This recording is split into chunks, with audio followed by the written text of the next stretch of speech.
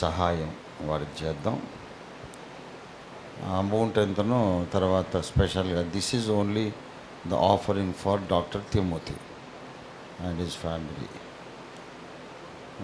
మంచిది అర్పణలు మనం అర్పిస్తాం. ఇది దేవునికి ఇవ్వడమే, ఇది దేవునికి ఇష్టమైన యాగం.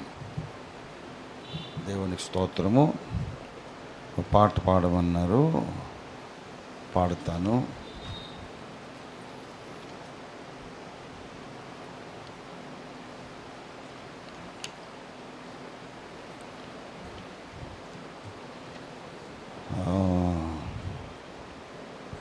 సి షార్ప్ మేజర్ నాయనా.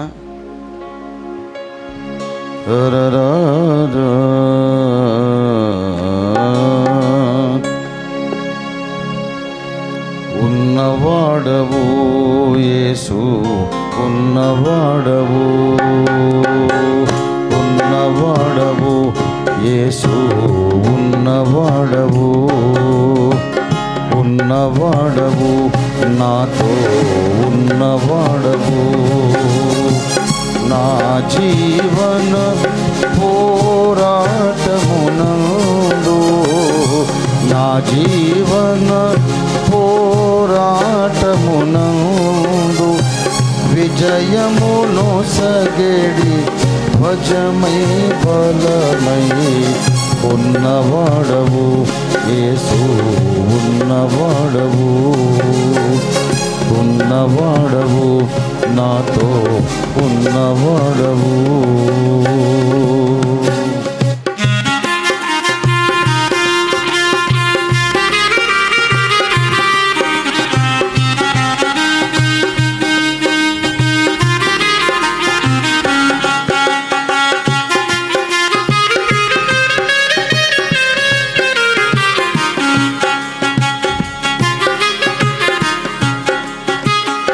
శోధనలందు సహాయకుడవుగా, వేదనలలో తరణను నొసగి,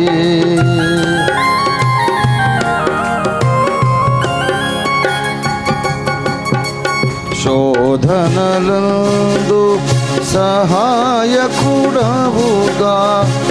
వేదనలలో తరణను నొసగి, నడకను నేర్పి పడనీయకనను, నడకను నేర్పి పడనీయకనను, కాపాడుచు ప్రతి అడుగులో నాతో ఉన్నవాడవు యేసు, ఉన్నవాడవు, ఉన్నవాడవు నాతో ఉన్నవాడవు.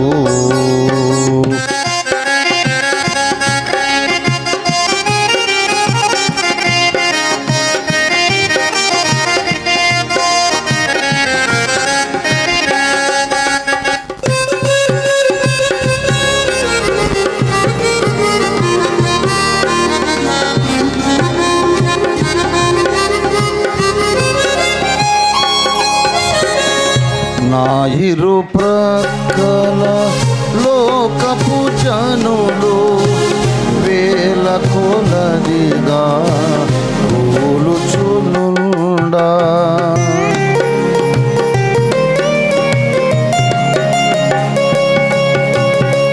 నా ఇరు ప్రక్కల లోకపు జనులు వేల కొలదిగా కూలుచునుండా, ఏ తెగులును ఏ ఆపదయైనను, ఏ తెగులును ఏ ఆపద అయినను దరిజేరగనీయక నన్ను గాయుచు ఉన్నవాడవు యేసు, ఉన్నవాడవు, ఉన్నవాడవు నాతో ఉన్నవాడవు.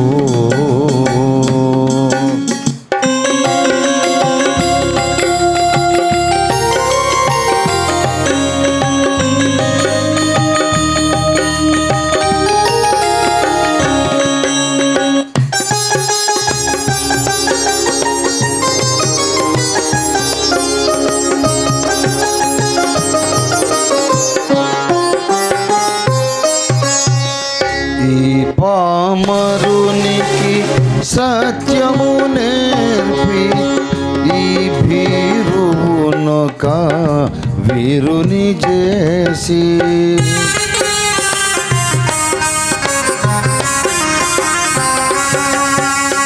ఈ పామరునికి సత్యము నేర్పి ఈ భీరువునొక వీరుని చేసి పరముడనను నీ నోరుగా చేసి పరముడనను నీ నోరుగా చేసి కృపయను బులితో ఇంకను చేకూచు ఉన్నవాడవు యేసు ఉన్నవాడవు ఉన్నవాడవు నాతో ఉన్నవాడవు నా జీవన పోరాటమునందు నా జీవన పోరాటమునందు విజయమును సగేడి ధ్వజమై బలమై ఉన్నవాడవు యేసు ఉన్నవాడవు ఉన్నవాడవు నాతో ఉన్నవాడవు. దేవునికి స్తోత్రం. హల్లెలూయా. ఎవరు?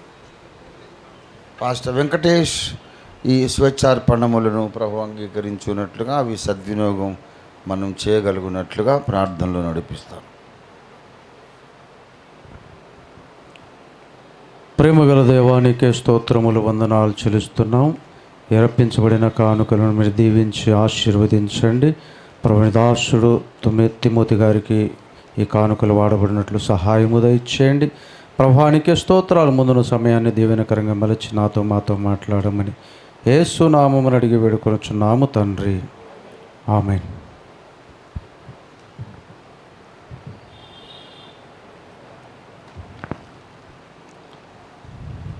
దేవునికి స్తోత్రం. ఇంకా కొంతమంది దేవుని బిడ్డలు వస్తూ ఉన్నారు.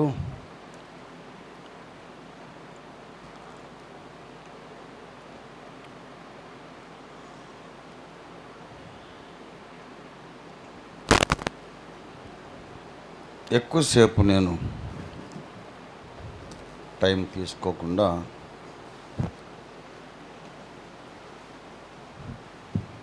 చాలా క్లుప్తంగా మీతో దేవుని వాక్యాన్ని పంచుకుంటాను.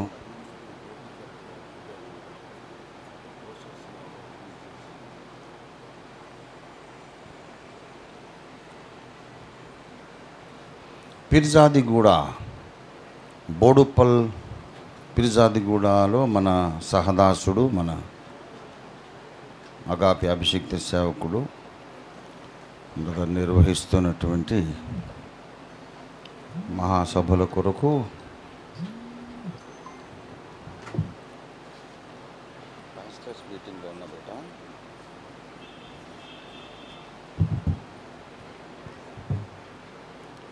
ప్రార్థన చేద్దాం.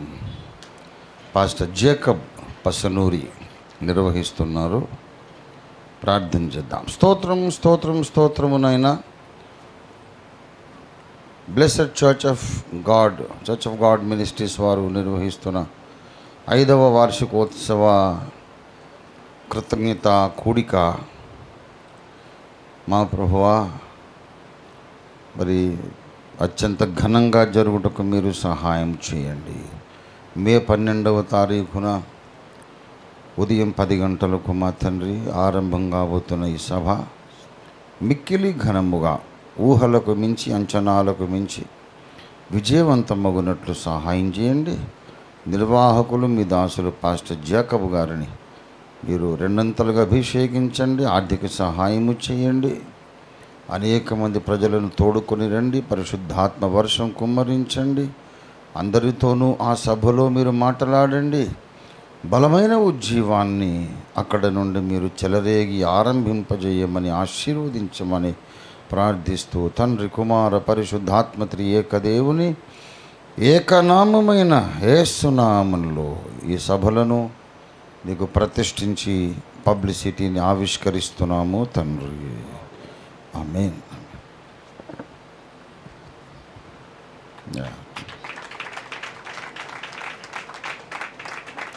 God bless you. I will try to come. Praise the Lord. దేవునికి స్తోత్రము. ఎక్కువసేపు నేను మాట్లాడను ప్రియులారా. కొద్దిసేపే మీతో దేవుని వాక్యం పంచుకొని ముగించాలని నేను ఆశిస్తూ ఉన్నాను.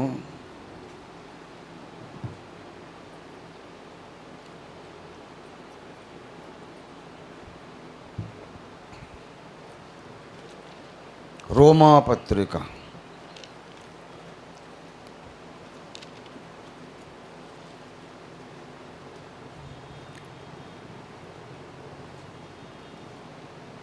దేవునికి మహిమ కలుగునుగాక.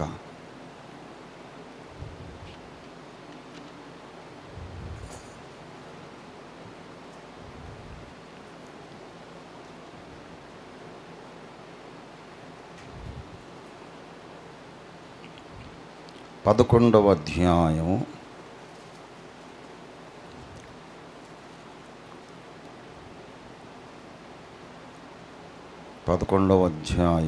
2వ వచనం. తాను ముందెరిగిన తన ప్రజలను దేవుడు విసర్జింపలేదు. ఏలియాను గూర్చిన భాగములో లేఖనము చెప్పునది మీరెరుగరా. చిన్న మాట ప్రార్థన చేసుకుందాం. దేవునికి స్తోత్రం. హల్లెలూయా. స్తోత్రం స్తోత్రం స్తోత్రము నాయన. ప్రేమ కలిగిన మా మహాపరిశుద్ధ తండ్రి, ఈ దినమున మీరు మాకు నీ సత్య సందేశాన్ని, నీ హృదయ స్పందనను బయలుపరచండి.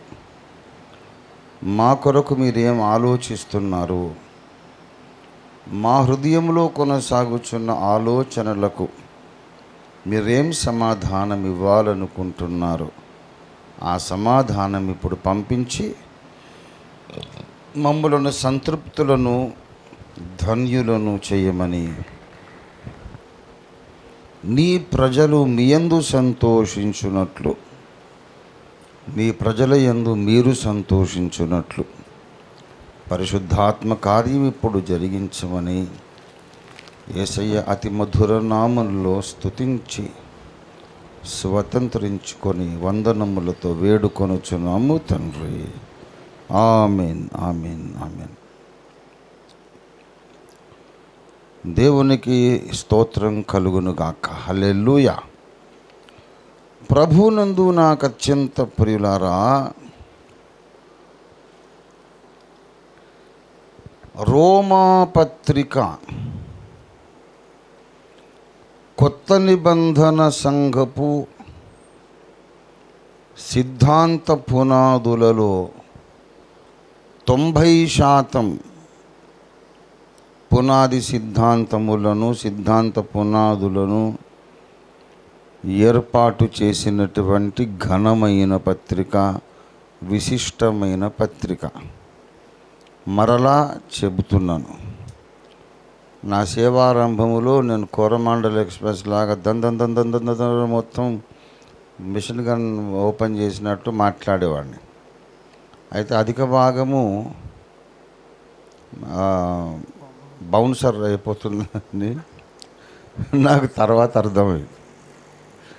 10-15 సంవత్సరాలు అయ్యాక వికెట్ను కొట్టకుండా బౌన్సర్లు అయిపోతున్నాయి అని చెప్పి అర్థమయ్యి, ఇక నేను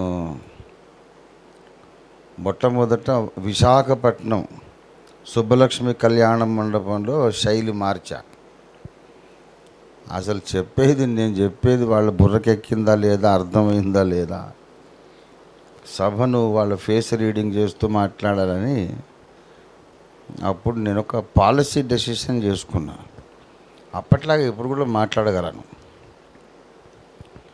కానీ మళ్ళీ బౌన్సర్లు వెళ్ళిపోతాయండి, వికెట్కు తగలు వెళ్ళిపోతాయి. కాబట్టి నేను నిదానంగా మాట్లాడుతున్నాను.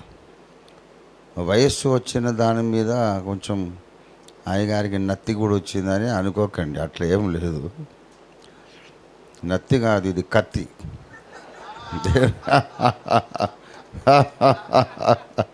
దేవుడిస్తుంది. అక్కడ చివరి కూర్చుంది ఎవరు? డానీ కదా, డానీ. రైట్, కూర్చో. మంచిది.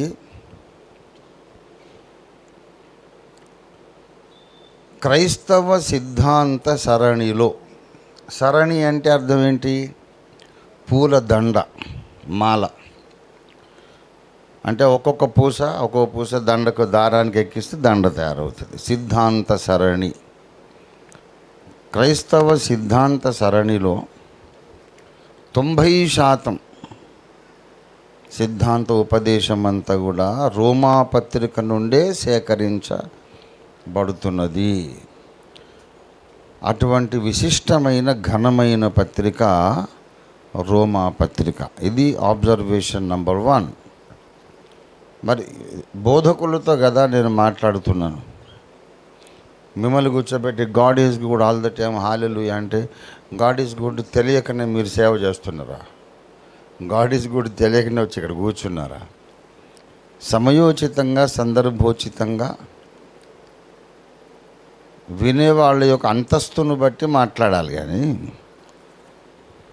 మిమ్మల్ని కూర్చోబెట్టి యేసయ్య మీ పాపాల కొరకు మరణించాడు, మీరందరూ రక్షణ పొందండి అని మీకు చెప్తే, వేరే వాళ్ళు రక్షణ పొందాలని మీరు ప్రయాసపడేవాళ్ళు మీకు సువార్త చెప్పడం అనేది భావ్యం కాదు కదా. కాబట్టి నేను మీతో ప్రత్యేకంగా అవసరమైన మేరకు ఒక చిన్న అరగంట ప్రసంగమే చేసి ముగించాలని ఆశిస్తూ ఉన్నాను. ఆబ్జర్వేషన్ నెంబర్ 1 అని చెప్పా. ఏంటది?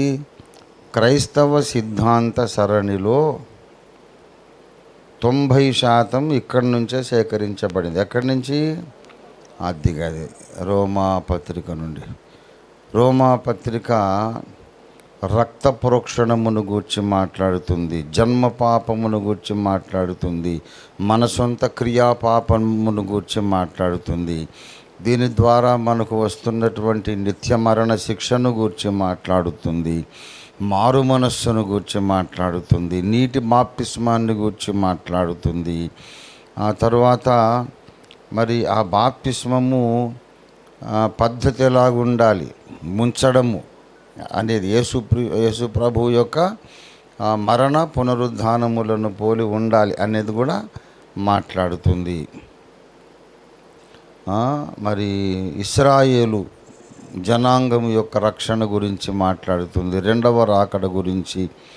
తర్వాత అన్యజనుల ప్రవేశకాలం సంపూర్ణం కావడం గురించి మాట్లాడుతుంది, అన్య భాషల గురించి మాట్లాడుతుంది. ఇలాగా అన్నమాట. టోటల్గా మొత్తం సిద్ధాంతాలు ఎన్నైతే ఉన్నాయో టోటల్గా మరి ఈ రోమా పత్రిక 90% క్రైస్తవ సిద్ధాంతములన్నీ ఇందులోనే దేవుడు పొందుపరిచి రాయించాడు. ఇది పాయింట్ నెంబర్ 1. ఆబ్జర్వేషన్ నెంబర్ 2 ఏమిటంటే, this episode is full of questions. ఈ పత్రిక ప్రశ్నలతో నింపబడింది. ఇదొక బ్యూటీ, ఇదొక సౌందర్యం. ప్రశ్నలు ప్రశ్నలు ప్రశ్నలు ప్రశ్నలు. జస్ట్ ఫర్ ఎగ్జాంపుల్ సర్ఫేస్ లెవెల్లో చూద్దాము. 2వ అధ్యాయము 1వ వచనం, ఏలయనగా తీర్పు తీర్చు నీవును అట్టి కార్యములని చేయుచున్నావు కావా. 3, నీవు దేవుని తీర్పు తప్పించుకొందువని అనుకొందువా. 4, ఆయన అనుగ్రహైశ్వర్యమును సహనమును దీర్ఘశాంతమును తృణీకరించుదువా. ఎన్ని ప్రశ్నలు, ఇక ఫుల్ ఆఫ్ క్వశ్చన్స్.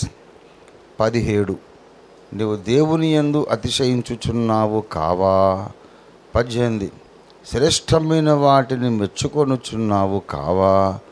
మళ్ళీ క్వశ్చన్ 20లో నీ అంతట నీవే ధైర్యము వహించుకొనుచున్నావు కావా. 21 దొంగిల వద్ద నీ ప్రకటించు నీవు దొంగిలించెదవా, వ్యభిచరించెదవా, గుళ్ళను దోచెదవా, దేవుని అవమానపరచెదవా. మిమ్మును బట్టియే గదా 24 దేవుని నామము అన్యజనుల మధ్యను దూషింపబడుచున్నది. 26 అతడు సున్నతి గలవాడుగా ఎంచబడును కదా. ఇట్లా చూడండి అన్ని ప్రశ్నలు 3 యూదునికి కలిగిన గొప్పతనం ఏమి, సున్నతి వలన ప్రయోజనం, ఇవన్నీ ఏంటి ప్రశ్నలు. కొందరు అవిశ్వాసులైననేమి, దేవుడు నమ్మదగినవాడు కాకపోవునా. ఏమండి ఎన్ని ప్రశ్నలు చూడండి. 6 అట్లయిన దేవుడు లోకమునకు 3:6 దేవుడు లోకమునకు ఎట్లు తీర్పు తీర్చుదును. 3వ అధ్యాయము 5వ వచనం దేవుని నీతికి ప్రసిద్ధి కలుగజేసిన ఎడల మన దుర్నీతి దేవుని నీతికి ప్రసిద్ధి కలుగజేసిన ఎడల ఏమందుము. ఉగ్రతను చూపించు దేవుడు అన్యాయస్తుడు అగునా. ప్రశ్నలు. నేనింకను పాపినైనట్లు తీర్పు పొందనేలా. ప్రశ్నలు. అలాగైనా ఏమందుము, మేము వారికంటే శ్రేష్ఠులమా తక్కువ వారమా. ప్రశ్నలు ప్రశ్నలు ప్రశ్నలు ప్రశ్నలు. ఇందులో తర్కము అన్నమాట. ఇదంతా కూడా ప్రశ్నించుట, తర్కించుట వలన సిద్ధాంత స్థాపన పౌలు చేస్తూ ఉన్నాడు. దేవుని స్తోత్రం కలుగును గాక. I use to love this episode very much in the beginning of my spiritual journey. నేను చాలా ఎక్కువ ఈ రోమాపత్రిక చదివేవాడిని. రోమాపత్రిక మళ్ళీ చదివి దానికి అండర్లైన్ చేసుకొని అసలు పేజీలు జినిగిపోయినాయి. ఆ విధంగా బాగా అసలు బైబిల్ జినిగిపోయే దాకా చదివేవాడిని. అంత ఇష్టము నాకు. I use to enjoy. ఎందుకంటే నాకు లాజిక్ ఇష్టం, ప్రశ్నించుట, తర్కించుట ఇష్టం. చాలా లాజికల్గా, తర్కబద్ధముగా మాట్లాడి మనకు తర్కము నేర్పించే పత్రిక రోమా పత్రిక. దేవునికి స్తోత్రం కలుగును గాక. దేవునికి స్తోత్రం. అలాగే ఇంకొక సూపర్ డూపర్ ప్రిన్సిపల్ విషయం చెప్తాడు ఒకటి. పౌలన్న నిజంగా మహానుభావుడు. ఇంకా ఆయనను చెక్కిన దేవుడు గొప్ప దేవుడు. 3:27 కాబట్టి అతిశయ కారణము ఎక్కడ, అది కొట్టివేయబడెను. ఎట్టి న్యాయమును బట్టి అది కొట్టివేయబడెను. ఎట్టి న్యాయమును బట్టి అది కొట్టివేయబడెను. క్రియా న్యాయమును బట్టియా, విశ్వాస న్యాయమును బట్టియా. ఇప్పుడు చూడండి, ఇక్కడ అతిశయ కారణం ఎక్కడ అనేది ప్రశ్న. అతిశయ కారణం ఎక్కడా అనేది ప్రశ్న. అది కొట్టివేయబడెను అనేది జవాబు. ఆ జవాబును మళ్ళీ ప్రశ్నిస్తున్నాడు. Raising a question and proposing an answer and questioning that answer again, making the answer questionable again. That is the way we ponder and we search into the scriptures and we try to argue and research and find the truth. Bible అన్నీ మనకు నేర్పిస్తుంది. బైబిల్ను మనము దివారాత్రములు ధ్యానము చేస్తే ధన్యులమైపోయి ఇంకా నీకేం అక్కర్లేదు. అంత జానెడు పొట్టకు ఏదో ఇంత బిత్తెర రొట్టె ముక్క, ఇంత గ్లాసెడు నీళ్ళు, పడుకోవడానికి ఇంత కొంచెం 2 మీటర్ల జాగా ఉంటే చాలు, నీకు ఇంకేం అక్కర్లేదు. పెద్ద పెద్ద బంగళాలు దేవుడిస్తే ఉండని, కానీ అది మన బేసిక్ నెసెసిటీ కాదు. ఎంత పెద్ద బంగళా ఉన్నా కూడా ఆఖరికి ఒక 6 అడుగుల భూమి మనకు పనికి వస్తుంది. నీకు 100 ఎకరాల పొలం ఉంది, దేవుడు తీసుకుపోయినాక మిగిలిన దాన్ని ఎక్కడ పడేస్తారు? 100 ఎకరాలలో ఒక 6 అడుగుల జాగా, అంతే కదా. గనుక మనకు దేవుడిచ్చిన ఆస్తిపాస్తులు ఉండని, అది దేవుని కొరకు వాడుకుందాం. దేవునికి స్తోత్రం కలుగును గాక. లక్షలు కోట్లు ఉండని, అది యేసయ్య కొరకు మనం వాడదాం.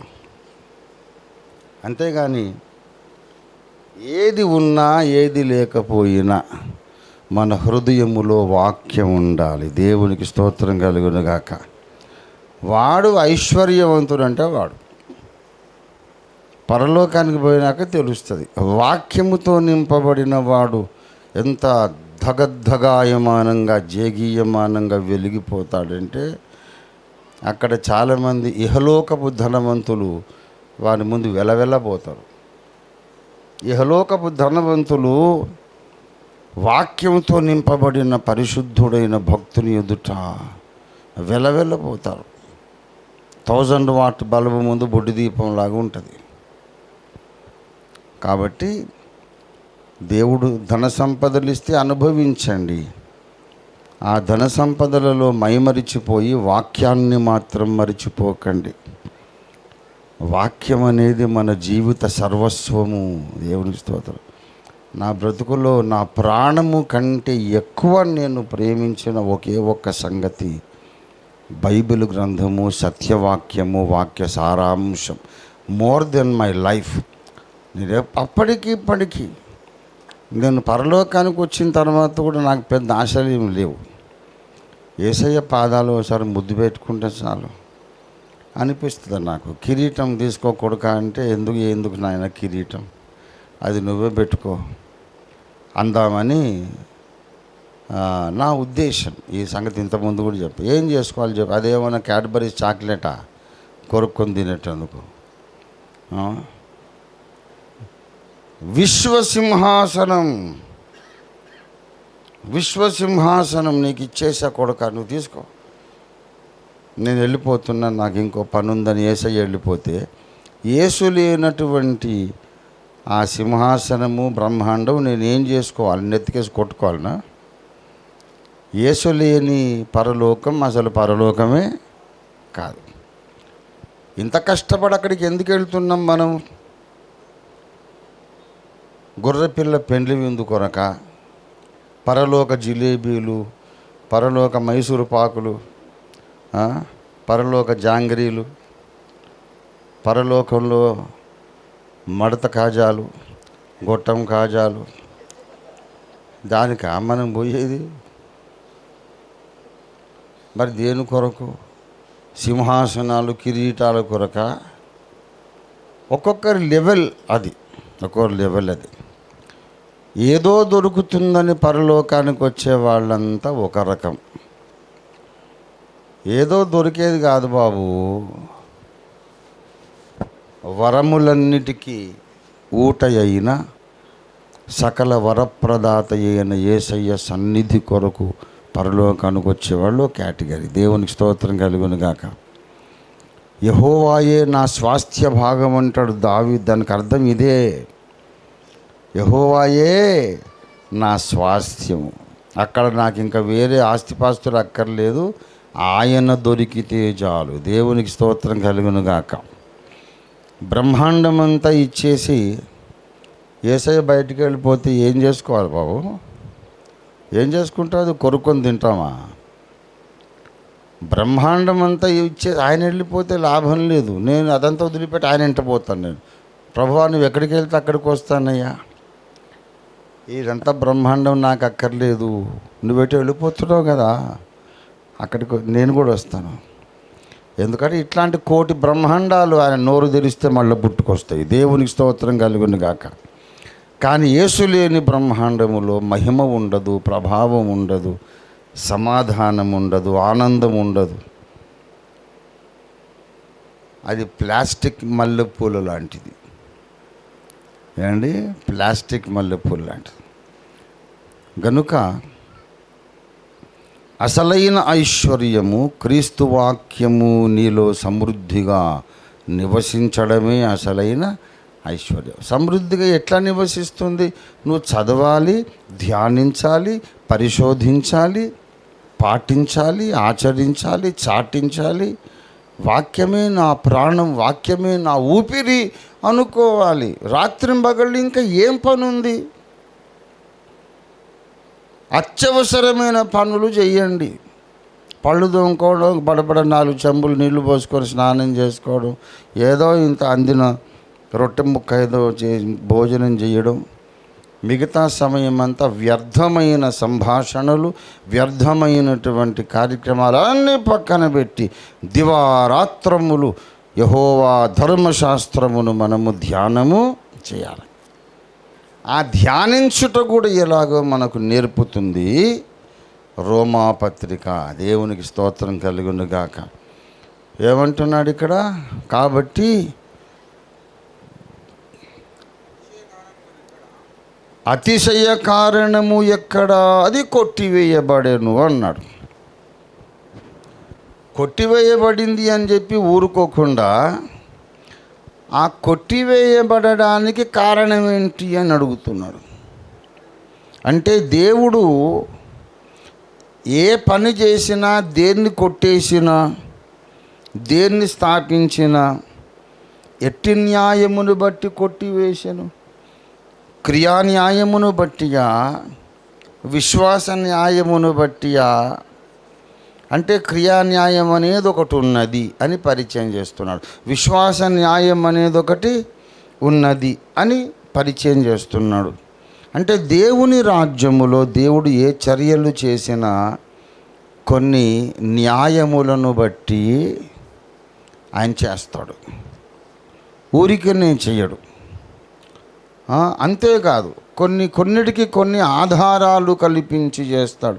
ఎంత బ్యూటిఫుల్ ఎపిజిల్ అండి రోమాపత్రిక 3వ అధ్యాయము చూడండి, 26వ వచనం. క్రీస్తు యేసు రక్తమునందలి విశ్వాసము ద్వారా ఆయనను కరుణాధారముగా, దేవునిలో కరుణా ఐశ్వర్యం, కృపా మహదైశ్వర్యం, కరుణా సంపన్నత ఆయనలో ఉన్నది. అయితే కరుణకు ఒక ఆధారం ఉన్నది, ఉండాలి. దేవుడు కోపించినా దానికి ఒక ఆధారం ఉంది, కరుణ చూపినా ఒక ఆధారం ఉంది, క్షమించినా ఒక ఆధారం ఉంది. ఆధారము లేకుండా ఏమీ చెయ్యడు. ఆఖరికి తన సొంత సింహాసనానికి కూడా ఒక ఆధారం కల్పించుకున్నాడు. ఆయన నీతి న్యాయములు ఆయన సింహాసనానికి ఆధారం. For everything God does there is a foundation, there is a basis. అంత లోతైన తర్కం చెబుతున్నాడు. ప్రియులారా, మరి క్రియాన్యాయమును బట్టియా, అతిశయ కారణం కొట్టివేయబడింది క్రియాన్యాయాన్ని బట్టా, విశ్వాస న్యాయాన్ని బట్టా అంటే కాదు, విశ్వాస న్యాయాన్ని బట్టి. కాగా ఇప్పుడు గ్రహించుచున్నాము, విశ్వాస న్యాయమును బట్టియే కొట్టివేయబడెను. గనుక ఇప్పుడు ఒక సంగతి మనకు అర్థమవుతోంది. అదేంటంటే విశ్వాసము వలననే, ధర్మశాస్త్ర క్రియలు లేకుండానే మనుషులు విశ్వాసం వలననే నీతిమంతులుగా తీర్చబడుచున్నారని ఎంచుచున్నాం. మళ్ళీ ప్రశ్నలు. విశ్వాసము ద్వారా ధర్మశాస్త్రాన్ని నిరర్ధకము చేయుచున్నామా? క్వశ్చన్. అట్లనరాదు. ధర్మశాస్త్రమును స్థిరపరుచును. తర్కించేటప్పుడు వేదాంత విషయాలు, దేవుని సంగతులు తర్కించేటప్పుడు చాలాసార్లు అట్లనరాదు అంటాడు. ఇంకో సూత్రం నేర్పిస్తున్నాడు. తర్కించేటప్పుడు, దేవుని సంగతులు ఆలోచించేటప్పుడు నీవు అనకూడని సంగతులు కూడా ఉన్నాయి. నీవు అనకూడని సంగతులు ఉన్నాయి. 3:6 చూడండి, అట్లనరాదు. అంటే అట్లా అనాలి అనిపిస్తుంది నువ్వు తర్కించేటప్పుడు. నీ హ్యూమన్ విజ్డమ్, హ్యూమన్ నాలెడ్జ్కి ఈ కంక్లూజన్కి వచ్చేద్దాం మరి అనిపిస్తుంది. నో నో నో నో అట్లా రావద్దు కంక్లూజన్కి అని అంటున్నాడు. There should not be hasty conclusions when you search into the scriptures. దేవునికి స్తోత్రం. అంత రిచ్ ఎపిసిల్ అండి రోమాపత్రిక.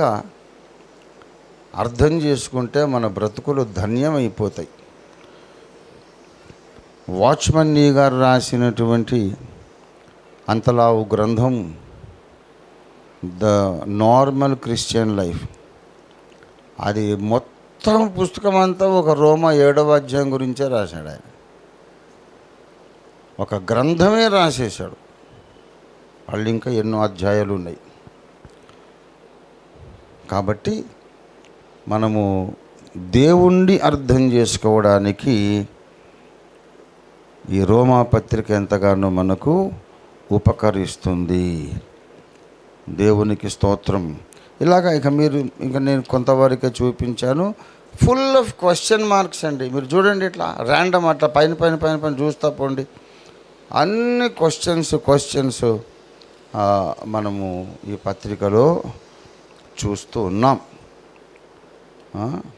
8:34 శిక్ష విధించేవాడెవడు, 8:33 దేవుని చేత ఏర్పరచబడిన వారి మీద నేరము మోపువాడు ఎవడు, మరి 7వ అధ్యాయం 24 నన్ను ఎవడు విడిపించును అని ప్రశ్నలు మళ్ళీ వాటికి సమాధానాలు. 9:14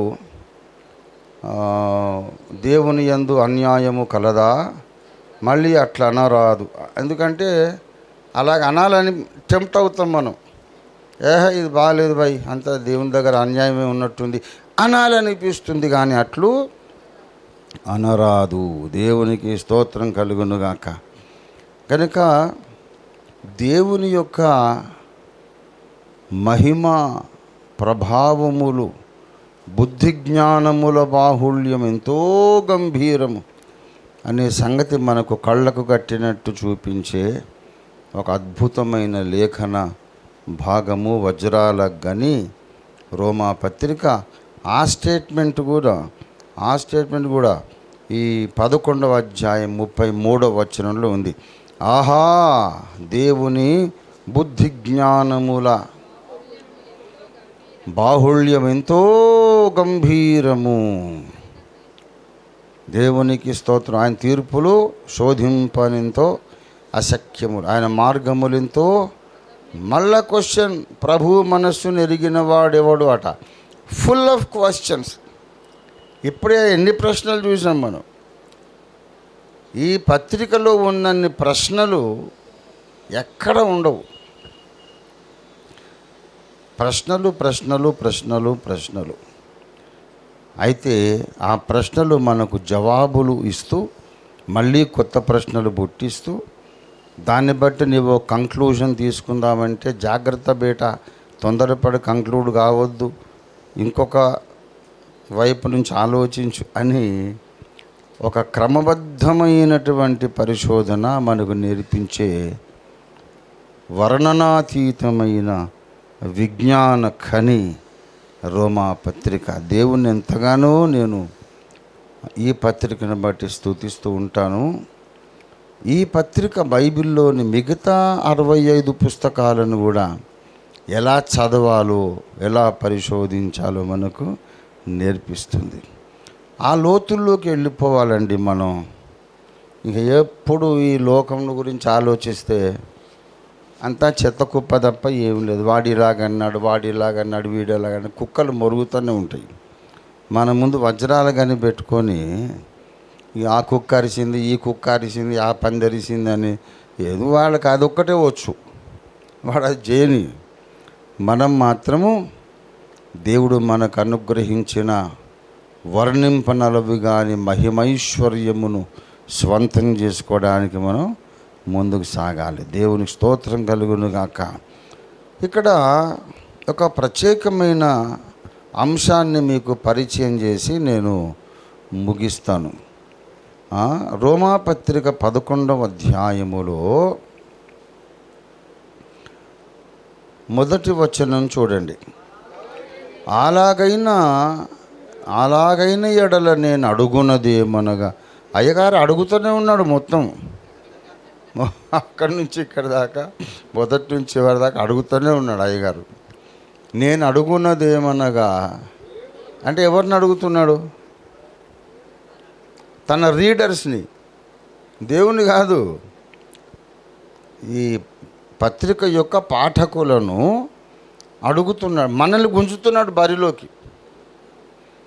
ఏమయ్యా, నేను ప్రశ్న అడుగుతున్నా, సమాధానం చెప్పు అని మళ్ళీ ఆయనే సమాధానం చెబుతున్నాడు.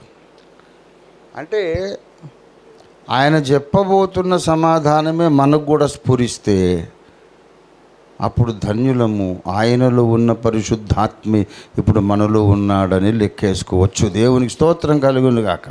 హల్లెలూయా. A good teacher raises questions and inspires answers in the hearts of the students. ఇది బోధకులకు కూడా పాఠం. ఎంత ఖతర్నాక్ పత్రిక ఇక చూడండి. దీన్ని ఒక ఉత్తమ బోధకుని లక్షణం ఏమిటంటే ప్రశ్నలు అడిగి తాను చెప్పాలనుకున్న జవాబును తన విద్యార్థుల గుండెలలోనే పుట్టించగలిగేవాడు ఉత్తమ బోధకుడు. అంటే ఉత్తమ బోధకుడు తాను నీకు బోధించడం కాదు, నీకు నిన్నే ఒక బోధకునిగా తయారు చేసేవాడు ఉత్తమ బోధకుడు. He makes you A teacher for your self. అరే ఆలోచించండి రా, ఈ సమస్యకి సమాధానం ఏంటి? మీకేమనిపిస్తోంది? యేసయ్య కూడా అడిగాడు కొన్నిసార్లు, మీకేమి తోచుచుండదు.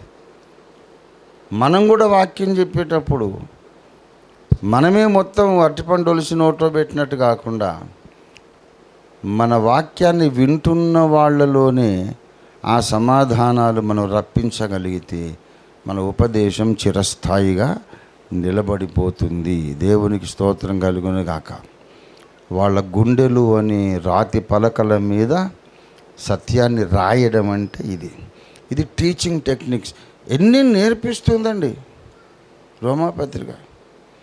ఇప్పుడు నేను ఒక పత్రిక కథ కామమీష అంతా చెప్తున్నాను. బైబిల్లోని 66 గ్రంథాలకు కూడా ఇట్లాంటి వ్యవహారం ఉంటుంది. ఏ గ్రంథానికి ఆ గ్రంథానికే కొన్ని సూత్రాలు, కొన్ని న్యాయాలు, కొన్ని ప్రశ్నలు, కొన్ని జవాబులు. యాజ్ ఎ విశ్వాసి, యాజ్ ఎ బిలీవర్ నువ్వు చదివితే నీకు ఒక లెవెల్లో అర్థం కావడం, ఒక బోధకునిగా నువ్వు చదివితే నీకు ఇంకో రకంగా ఉన్నత స్థాయిలో అర్థం కావడం. ఇది ఆదికాండం 1:1 నుండి ఉంటుంది. కనుక మనం చదువుకోవలసిన ప్రశస్తమైనటువంటి సమాచారం బైబిల్లో విస్తారంగా ఉన్నదా లేదా? ఒక లోతు కథ ఉందా బైబిల్లో?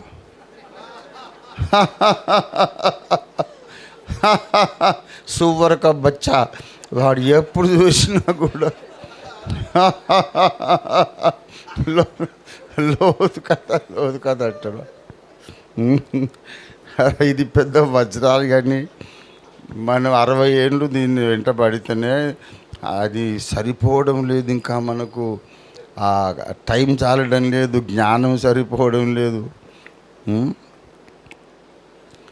ఎవడో మనిషి తప్పు చేశాడని చెప్తాడు, అదంతా బైబిల్ అంతా భూత పుస్తకాలు. బైబిలు అత్యద్భుతమైన ఆధ్యాత్మిక విజ్ఞాన ఖని. దేవునికి స్తోత్రం కలుగునుగా. హల్లెలూయా. ఇక పందికి అంతవరకు అశుద్ధం వరకే తెలుస్తుంది, దానికి అంతకంటే ఏం తెలియదు.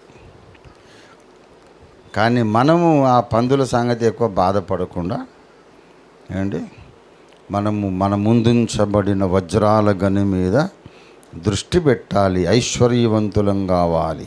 దేవునికి స్తోత్రం కలుగునుగాక. హల్లెలూయా. దేవునికి మహిమ కలుగునుగాక.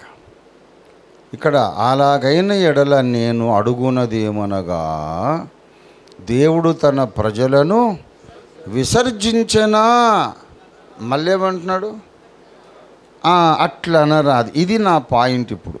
That is the point of my meditation and study this afternoon. అట్లా అనరాదు అని ఎందుకు అన్నాడు చెప్పండి? అట్లా అనుబుద్ధి వేస్తుంది మనకు. అలాగ అనాలనే ఆ టెంప్టేషన్ మనకు కలుగుతుంది. మనం అలాగ అనాల్సిన పరిస్థితులు వస్తాయి. ఎలాగనాల్సిన పరిస్థితులు? దేవుడు తన ప్రజలను విసర్జించనేమో, దేవుడు వదిలేశాడేమో అనుకునే పరిస్థితులు వస్తాయి. కాబట్టి మరి విసర్జించాడా? అట్లా అనరాదు అన్నాడు. ఎంత బ్యూటిఫుల్ సబ్జెక్ట్ అండి. ఇవాళ నేను ఇది ముగించలేను. ఒక అరగంట మాట్లాడదామని వచ్చిన, కానీ 6 గంటలైనా సరిపోయేటట్లేదు. కానీ నేను మీకే అప్పగిస్తున్నాను. మీరందరూ బోధకులు కదా. మీకు ఒక లైన్, ఒక చిన్న డోర్ ఓపెన్ చేసి దాంట్లోకి మిమ్మల్ని నెట్టేసి నేను ముగించుకుంటా. మీరు ధ్యానం చేసుకోవాలి. రెస్ట్ ఆఫ్ ద లైఫ్ మీకు సరిపోతుంది. దేవుడు తన ప్రజలను విసర్జించినా అట్లా అనరాదు. అలాగ అనాలని ఎవరికైనా ఎందుకు అనిపిస్తుంది అనేది పాయింట్. నేను చెప్పేది అర్థమవుతుందా మీకు? దేవుడు తన ప్రజలను విసర్జించనని నీవు అనరాదు అన్నాడు. నేను అడుగుతున్నా, విసర్జించనా అని అడుగుతున్నా అంటున్నాడు ఆయన. అని అట్లా అనరాదు. దేవుడు తన ప్రజలను విసర్జించనని మీరు అనరాదు. ఎట్లా అనరాదు?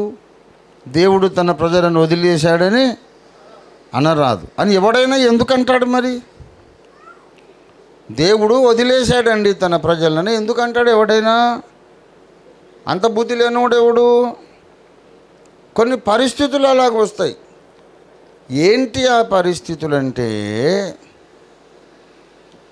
10వ అధ్యాయము చూడండి, 20వ వచనం. మరియు యెషయా తెగించి, నన్ను వెదకని వారికి నేను దొరకి తిని, నన్ను విచారింపని వారికి ప్రత్యక్షమైతిని అని చెప్పాడు. అయితే ఇశ్రాయేలు విషయం ఇంకో సంగతి చెబుతున్నాడు. అవిధేయులై ఎదురాడు ప్రజలకు నేను దినమంతయు నా చేతులు చాచి తిని. ఇశ్రాయేలీయులు దేవుని ప్రజలు, కానీ అవిధేయులైనారు, దేవునికి ఎదురాడుచున్నారు. దినమంతా చేతులు జాపి పిలుస్తున్నాడట. ఇశ్రాయేలేమో వస్తారేమోనని చేతులు జాపి పిలుస్తున్నాడట. కానీ జనము కాని వారున్నారు. 19వ వచనంలో, జనము కాని వారి వలన మీకు రోషం. వీళ్ళెవరు? దేవుని ప్రజలు కాని అన్య జనాంగములు, అబ్రహాము సంతానము కాని ఇతర జనాంగములు, అవివేకమైన జనము వలన మీకు ఆగ్రహము పుట్టించదనన్నాడు 19లో. వాళ్ళు దేవుని వెదకడమే లేదంట. దేవుని వాళ్ళు వెదకడమే లేదు, విచారణ చేయడమే లేదు. నేను వెళ్ళి వాళ్ళ దారికి అడ్డం పోయి వాళ్ళకు ప్రత్యక్షమవుతాను. వాడు నన్ను వెతకలేదు, ఏమీ లేదు. వాడికి ముందుకు పోయి, బాబు నేనే రా, నిజమైన దేవుడు నన్ను కనబడతాను. కానీ నా ప్రజలకు మాత్రము చేతులు చాపి ఎదురు చూస్తూ పిలుస్తూ ఉన్నాను, వాళ్ళు ఎప్పుడు వస్తారోనని. అని అంటే మరి ఇశ్రాయేలీయులకు కూడా అట్లా ఎందుకు ఎదురుపోవు నువ్వు? వాళ్ళకు కూడా ఎందుకు కళ్ళు బలవంతాన తెరవవు? వాళ్ళకి ఎందుకు ప్రత్యక్షం కావు? వాళ్ళు వస్తే చేర్చుకుంటానంటున్నావు ఇశ్రాయేలీయులను. అన్యులనేమో వాడు వెతకకపోయినా వాని ఇంటి ముందుకు పోయి వాని ఇంట్లో పోయి నేను రా బాబు అని చెప్పుకుంటున్నావు. ఏంటి కొంచెం తేడా కనబడుతుంది ఇక్కడ. ఇశ్రాయేలును విసర్జించాడా అంటే కాదు అట్లా అనరాదు. నేను కూడా ఇశ్రాయేలీయుడను కదా అంటాడు. మళ్ళీ ఇక్కడ దేవునికి స్తోత్రం కలుగును గాక. ఇశ్రాయేలీయులు అన్న వాళ్ళందరి మీద దేవునికి మొహం మొత్తిందనుకో, విసుగొచ్చేసిందనుకో, అసహ్యం పుట్టిందనుకో, మరి నేనెట్టా రక్షణ పొందాను? ఇశ్రాయేలీయుడిని కదా, బెన్యామీను గోత్రికుడిని కదా, నేనెట్లా రక్షణ పొందాను? దేవుడు తన ప్రజలను విసర్జింపలేదు. 2వ వచనం, తాను ముందెరిగిన తన ప్రజలను దేవుడు విసర్జింపలేదు. ఇక్కడ ఒక విషయం మాత్రం చెప్పి చిన్న స్పిన్ వేసి నేను వేరే దిశలోకి వెళ్ళిపోతా ఆ ప్రసంగంలో. ఇక్కడ ఏంటంటే, ఇశ్రాయేలీయులను దేవుడు ప్రేమించాడు, ఎన్నుకున్నాడు, ఏర్పరచుకున్నాడు, పిలుచుకున్నాడు. ప్రపంచానికి ఆశీర్వాద కారణంగా, ప్రపంచానికి రక్షకునివ్వడానికి, లేఖనాలు ఇవ్వడానికి, దేవోక్తులను ఇవ్వడానికి ఇశ్రాయేలును దేవుడు ఏర్పాటు చేసుకున్నాడు కదా. ఇశ్రాయేలుకు కలిగిన మొట్టమొదటి ఆధిక్యత ఏంటని చెప్పాడు రోమా 3:1లో? దేవోక్తులు వారి పరము. The first and foremost blessedness, foremost blessing, exaltation, high elevation they had is they have the holy scriptures to deliver to the world. లోకానికి ఇవ్వాల్సిన హోలీ స్క్రిప్చర్స్, పరిశుద్ధ లేఖనాలు ఇశ్రాయేలీయుల దగ్గర నుంచే వచ్చినాయి. పాత నిబంధన లేఖనాలు మొత్తం 39 యూదుల నుండే మనకు వచ్చినాయి, ఇశ్రాయేలీయుల నుండే. కొత్త నిబంధనలు కూడా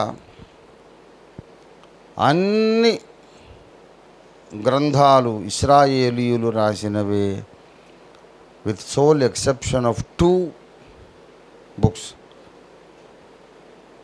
లూకా ఒకడు తప్ప మిగతా అందరూ కూడా మరి ఇశ్రాయేలీయులు. లూకా అనే వైద్యుడు, ఆయన వైద్య వృత్తిలో ఉంటూ రక్షణ పొంది పౌలు జత పని వాడే తర్వాత లూకా సువార్త రాశాడు. ఆ తర్వాత మొత్తం అన్నీ కూడా ఇశ్రాయేలీయులే బేసికల్లీ లేఖనాలు మనకు ఇచ్చారు. అందులో రూతు అన్యురాలు, రాహాబు అనేట ఆమె అన్యురాలు. ఇలాగా కొంతమంది అన్యులు వాగ్దాన జనాంగంలో చేరారు. వాళ్ళ పేర్లు వచ్చేసింది. ఒక బుక్కుకు అన్యురాలి పేరు, రూతు పేరు ఒక బుక్కుకు వచ్చేసింది. కానీ అది వచ్చింది మాత్రం మొత్తంగా ఇశ్రాయేలు దేశము అనే భూభాగము నుండే బైబిల్ మొత్తం వచ్చింది. దేవుని స్తోత్రం కలుగును గాక. కాబట్టి ఇక్కడ మనం గమనించి చూస్తే, మొట్టమొదటి ఆధిక్యత వాళ్ళను లేఖనాలు ఇవ్వడానికి దేవుడు ఏర్పాటు చేసుకున్నాడు. నంబర్ 2, మెస్సియాని ఇవ్వడానికి, రక్షకుడిని ఇవ్వడానికి దేవుడు ఏర్పాటు చేసుకున్నాడు. ఇంతకుముందు మనం చెప్పుకున్న క్రమంలో మరి తిమోతి, తీతు వాళ్ళు కూడా హాఫ్ జ్యూసే.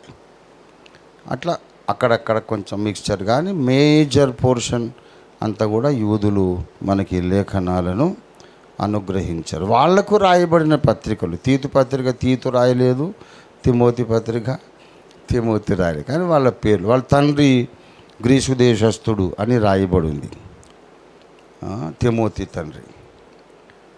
అందుచేత ఎక్కువ భాగము యూదులు, ఇటు స్త్రీల వైపు నుండి కానీ పురుషుల వైపు నుండి కానీ అబ్రహాము సంతానమైన వారి వలననే లేఖనాలన్నీ వచ్చినాయి. Point number 1. పాయింట్ నెంబర్ 2 ఏంటంటే, రక్షకుడు యూదుల వలన మనకు దొరికాడు. దేవునికి స్తోత్రం. అంత గొప్ప ఏర్పాటు చేసినటువంటి ఇశ్రాయేలీయులను దేవుడు ఏం చేశాడంటే, వారి కొంతకాలం మీరు గుడ్డోళ్ళు అయిపోండిరా అని శాసించాడు. కొంతకాలము మీరు చెవిటోళ్ళు అయిపోండి, నా ప్రవక్తలు వస్తారు, నా కుమారుడు వస్తాడు,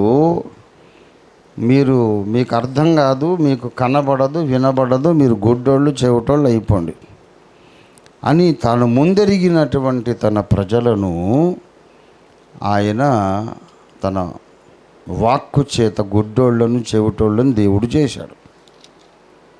ఇది విషయం, ఇది వాస్తవం. యెషయా గ్రంథము 6వ అధ్యాయంలో చెప్పబడిన విషయం ఇదే. మనకందరికీ తెలుసు కదా, యెషయాకు దర్శనం ఇచ్చినప్పుడు దేవుడు ఏమన్నాడు చెప్పండి? నేనెవరిని పంపుదును, మా నిమిత్తము ఎవడు పోవును అని దేవుడు అడిగాడు. 8వ వచనం, 6:8. అప్పుడు నేనెవరిని పంపెదను, మా నిమిత్తం ఎవడు పోవునని ప్రభువు సెలవీయగా వింటిని. దేవునికి స్తోత్రం. అంతటా నేను చిత్తగించుము, నేనున్నాను, నన్ను పంపుమని అనగా ఆయన ఒక మెసేజ్ అందిస్తున్నాడు యెషయాకు. యెషయా, నీవు వెళ్ళి ఈ ప్రజలతో ఇలాగనుము, మీరు నిత్యము వినుచు ఉందురు కానీ మీరు గ్రహింపకుందురు, నిత్యం చూచుచుందురు కానీ వారు కన్నులతో చూచి, చెవులతో విని, హృదయంతో గ్రహించి, మనస్సు మార్చుకొని స్వస్థత పొందకపోవునట్లు ఈ జనుల హృదయము క్రొవ్వ చేసి వారి చెవులు. ఇది యెషయాకు అప్పగించినటువంటి సందేశం, బాధ్యత. చాలామంది దైవజనులు మిషనరీ కాల్ ఇవ్వడానికి యెషయా దర్శనాన్ని తీసుకొని మాట్లాడతారు. The lord is calling you, the lord has a message. ఎవరిని పంపుదును, సువార్త ప్రకటించడానికి ఎవరిని పంపుదునని దేవుడు అడుగుతున్నాడు. నేనున్నాను అని యెషయా అన్నాడు. ఇవాళ నువ్వు వస్తావా ముందుకు అని మిషనరీ కాల్ కొరకు ఈ దర్శనం ఎత్తుకొని మోటివేట్ చేస్తారు దైవజనులు. మంచిదే, నేను అదేమి విమర్శించట్లేదు. కానీ అక్కడ రక్షణ పొందటానికి సందేశం ఇవ్వమని దేవుడు యెషయాను పంపట్లేదు. మీరు గుడ్డోళ్ళు చెవిటోళ్ళు అయిపోంటారా, మీకు అసలు అర్థం కావద్దనే. అవునా కదా కాంటెక్స్ట్? కాబట్టి మరి దేవుని వాక్యము విచిత్రమైనది. అటువంటి అద్భుతమైన మర్మములు ఎన్నో బైబిల్లో రాయబడి ఉన్నాయి. వాళ్ళను కాస్త కొంతకాలం వరకు ఆధ్యాత్మికంగా ఇశ్రాయేలు ప్రజలను, గ్రుడ్డి వాళ్లను, చెవిటి వాళ్లను దేవుడు చేశాడు. ఇది చూసినప్పుడు మనకు అనాలనిపిస్తుంది. ఏమని? తాను ముందెరిగిన ప్రజలను దేవుడు విసర్జించిన అనాలనిపిస్తుంది. అరే ఏంటి ప్రభా, ఇంత పెద్ద శిక్ష విధించావు? వాళ్ళ కళ్ళు తెరవజేయాలి, కానీ వాళ్ళ కళ్ళు చెవులు నువ్వే మూసేస్తే వాడు ఎలా రక్షింపబడతాడు? అంటే లేదు, ఒక పర్పస్ కొరకు మూసేస్తున్నాను అంటున్నాడు దేవుడు. అందుకే ఇశ్రాయేలీయులు దేవుణ్ణి, యేసుక్రీస్తు ప్రభువుని ఇప్పటిదాకా నమ్మడం లేదు. మన దేశంలో మతోన్మాదులు, అరే యేసయ్య పుట్టిన దేశంలోనే ఆయన అంగీకరించలేదు, మా దేశానికి ఎందుకయ్యా ఆయన అంటున్నాడు. ఇంత గొప్ప మర్మం వీడికి ఎట్లాగా అర్థమవుతుంది? వాళ్ళు యేసును గుర్తించకుండా, అంగీకరించకుండా దేవుడే వాళ్లకు గుడ్డితనం, చెవిటితనం కలగజేశాడని యేసు పుట్టక ముందే 750 ఏళ్ల ముందే యెషయా రాశాడు. యెషయా ఆ ఆజ్ఞ పొందాడు. ఒక పర్పస్ కొరకు దేవుడు తన సొంత ప్రజలను, ఎవరి ద్వారా లేఖనాలు రావాలో, ఎవరి ద్వారా క్రీస్తు రావాలో, రక్షకుడు రావాలో, ఆ జనాంగమును, గుడ్డి జనం, చెవిటి జనం దేవుడే చేసేశాడు ఒక మహత్తర సంకల్పాన్ని బట్టి అనేది వాడికి లాగా అర్థమవుతుంది. వాడు మొత్తానికే గుడ్డోడు మొదటి నుంచి. వీళ్ళైనా కొంచెం లేఖనాలు, కొందరు ప్రవక్తల ప్రత్యక్షతలు కలిగిన వాళ్ళు. వీళ్ళు ధర్మశాస్త్రం ఉంది, యెహోవా దేవుడు తెలుసు. ఇంకా వీళ్ళకి అసలే తెలియదు కదా.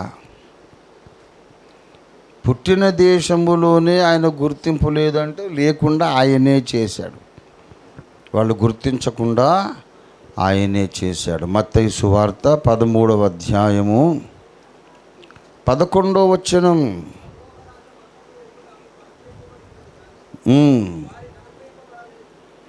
వారికి అనుగ్రహింపబడలేదు. పరలోక రాజ్య మర్మములు ఎరుగుట మీకు, అంటే కొందరికి అనుగ్రహింపబడింది, కొందరికేమో అనుగ్రహింపబడలేదు.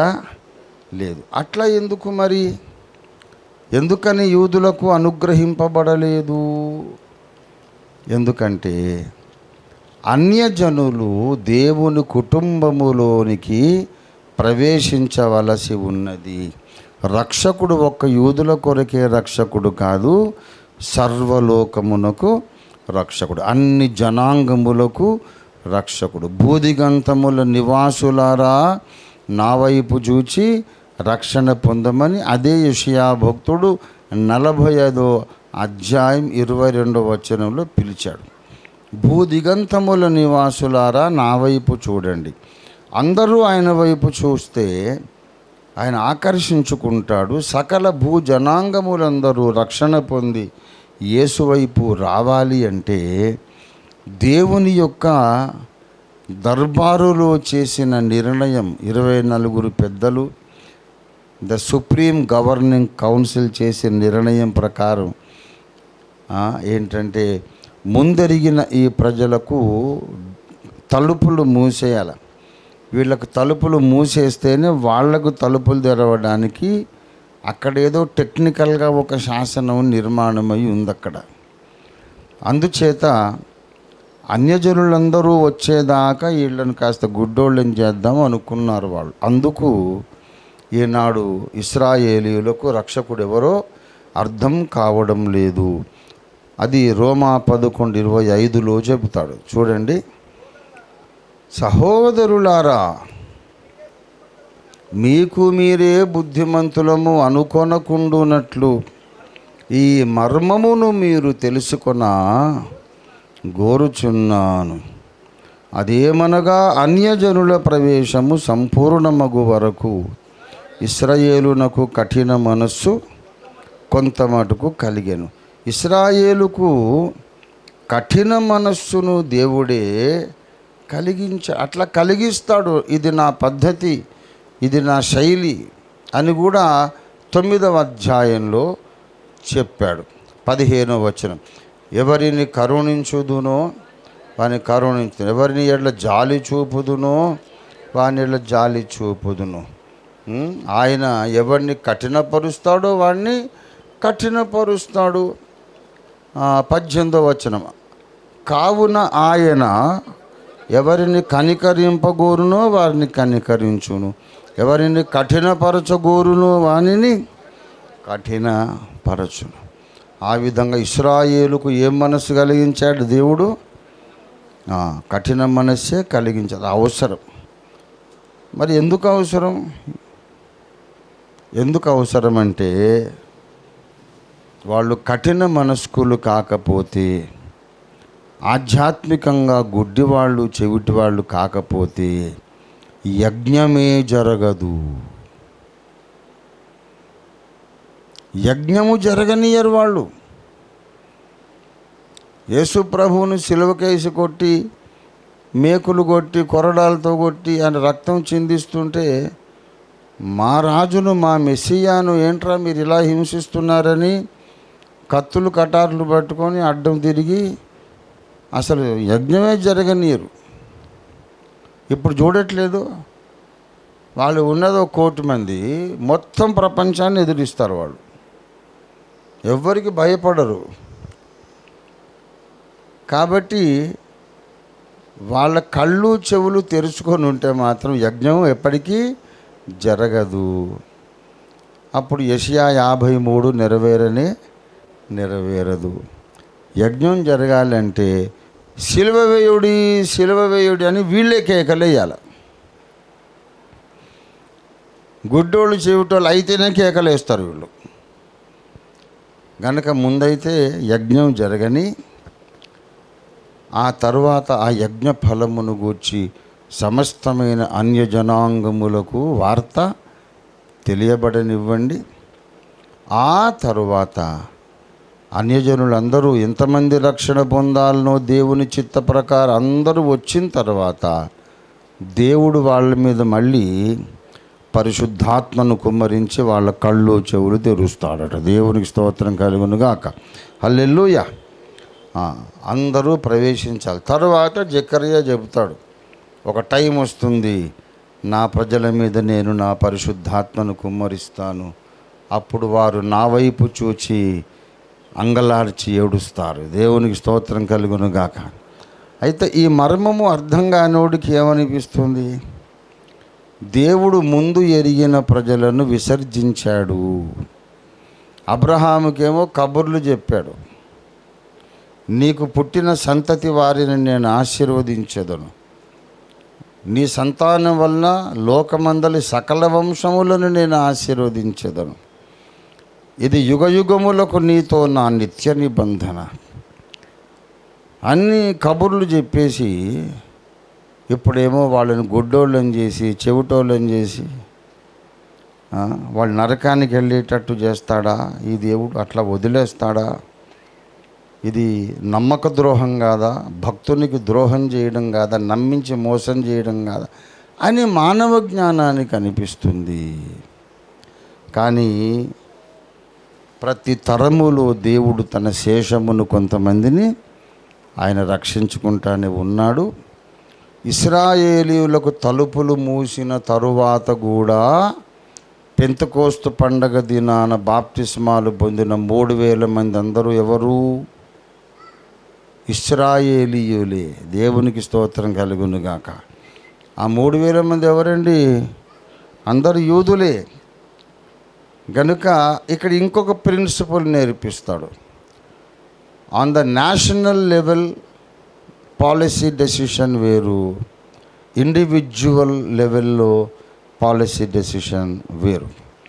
ఇజ్రాయెల్ యాజ్ ఎ నేషన్ దేవుని ముందు పొందే ఒక స్టేటస్ వేరు, అందులోనే పుట్టిన వాళ్ళు కొంతమంది వ్యక్తిగతంగా దేవునికి ఇష్టలైతే వాళ్ళ స్టేటస్ వేరు. Same thing applies to the gentiles also. అన్యులకు కూడా, అన్యులు యాజ్ ఎ నేషన్ జాతిగా వాళ్ళు దేవుని ముందు పొందే హోదా వేరు. అన్యజనాంగములను మూసి దూరం పెట్టేసేయండి, తలుపులు వేసేయండి, వాళ్ళు రావద్దు లోపలికి అని తలుపులు మూసేసినప్పుడు కూడా ఒక రూతు వాగ్దాన జనాంగంలోకి వచ్చింది. అక్కడక్కడ కొంతమంది రాహాబను వేశ్య విశ్వాస యోధుల పట్టీలోకి వచ్చింది. రాహాబను వేశ్య, ఆమె వృత్తి ఏంటిది అసలు? ఆమె పుట్టుకేంటిది? ఆమె జనాంగం ఏంటి? ఆమె విశ్వాసమును బట్టి వేగుల వారిని చేర్చుకున్నందున వాగ్దాన జనాంగంలోకి వచ్చింది. ఆ యెరికో పట్టణం అంతా సర్వనాశనం అయిపోయింది, ఒక్క రక్షణ పొందలే. కానీ ఇండివిజువల్ లెవెల్లో మాత్రం జాతి తృణీకరింపబడిన మోయాబీయులు ఎవరూ లోపలికి రాలేదు. కానీ మోయాబీయురాలైన రూతు లోపలికి వచ్చింది. యెరికో వాళ్ళు ఎవరూ లోపలికి రాలేదు, ఒక రాహాబు లోపలికి వచ్చింది. గనుక అన్యజనాంగములైన ఇశ్రాయేలీయులైన ఒకటే ప్రిన్సిపుల్. జాతీయ స్థాయిలో తృణీకరించబడ్డ జనాంగాలలో నుండి వ్యక్తిగత స్థాయిలో కొందరు రక్షింపబడే అవకాశం ఉంది. జాతీయ స్థాయిలో దేవునికి ఇష్టలని తీర్పు పొందిన వారిలో నుండి వ్యక్తిగత స్థాయిలో కొందరు భ్రష్టులయ్యే అవకాశం కూడా ఉంది. అటైనా ఇటైనా అవకాశం ఉంది. అంటే దేవుని ప్రణాళికలు ఈ విధంగా ఉంటాయి అని చెబుతూ 11:33 అన్నాడు, ఆహా దేవుని బుద్ధి జ్ఞానముల బాహుళ్యం ఎంత గంభీరము, ఆయన ఆలోచన తీర్పులు ఎంతో అగమ్యములు. ఆయన ఆలోచనలు తలంపులు అడుగుజాడలు పట్టడానికి అగమ్యములు, అగమ్య గోచరములు. అడుగుజాడలు పట్టన శక్యము. దేవునికి స్తోత్రం కలుగును గాక. ఎన్నో ఆలోచిస్తాడు ఆయన.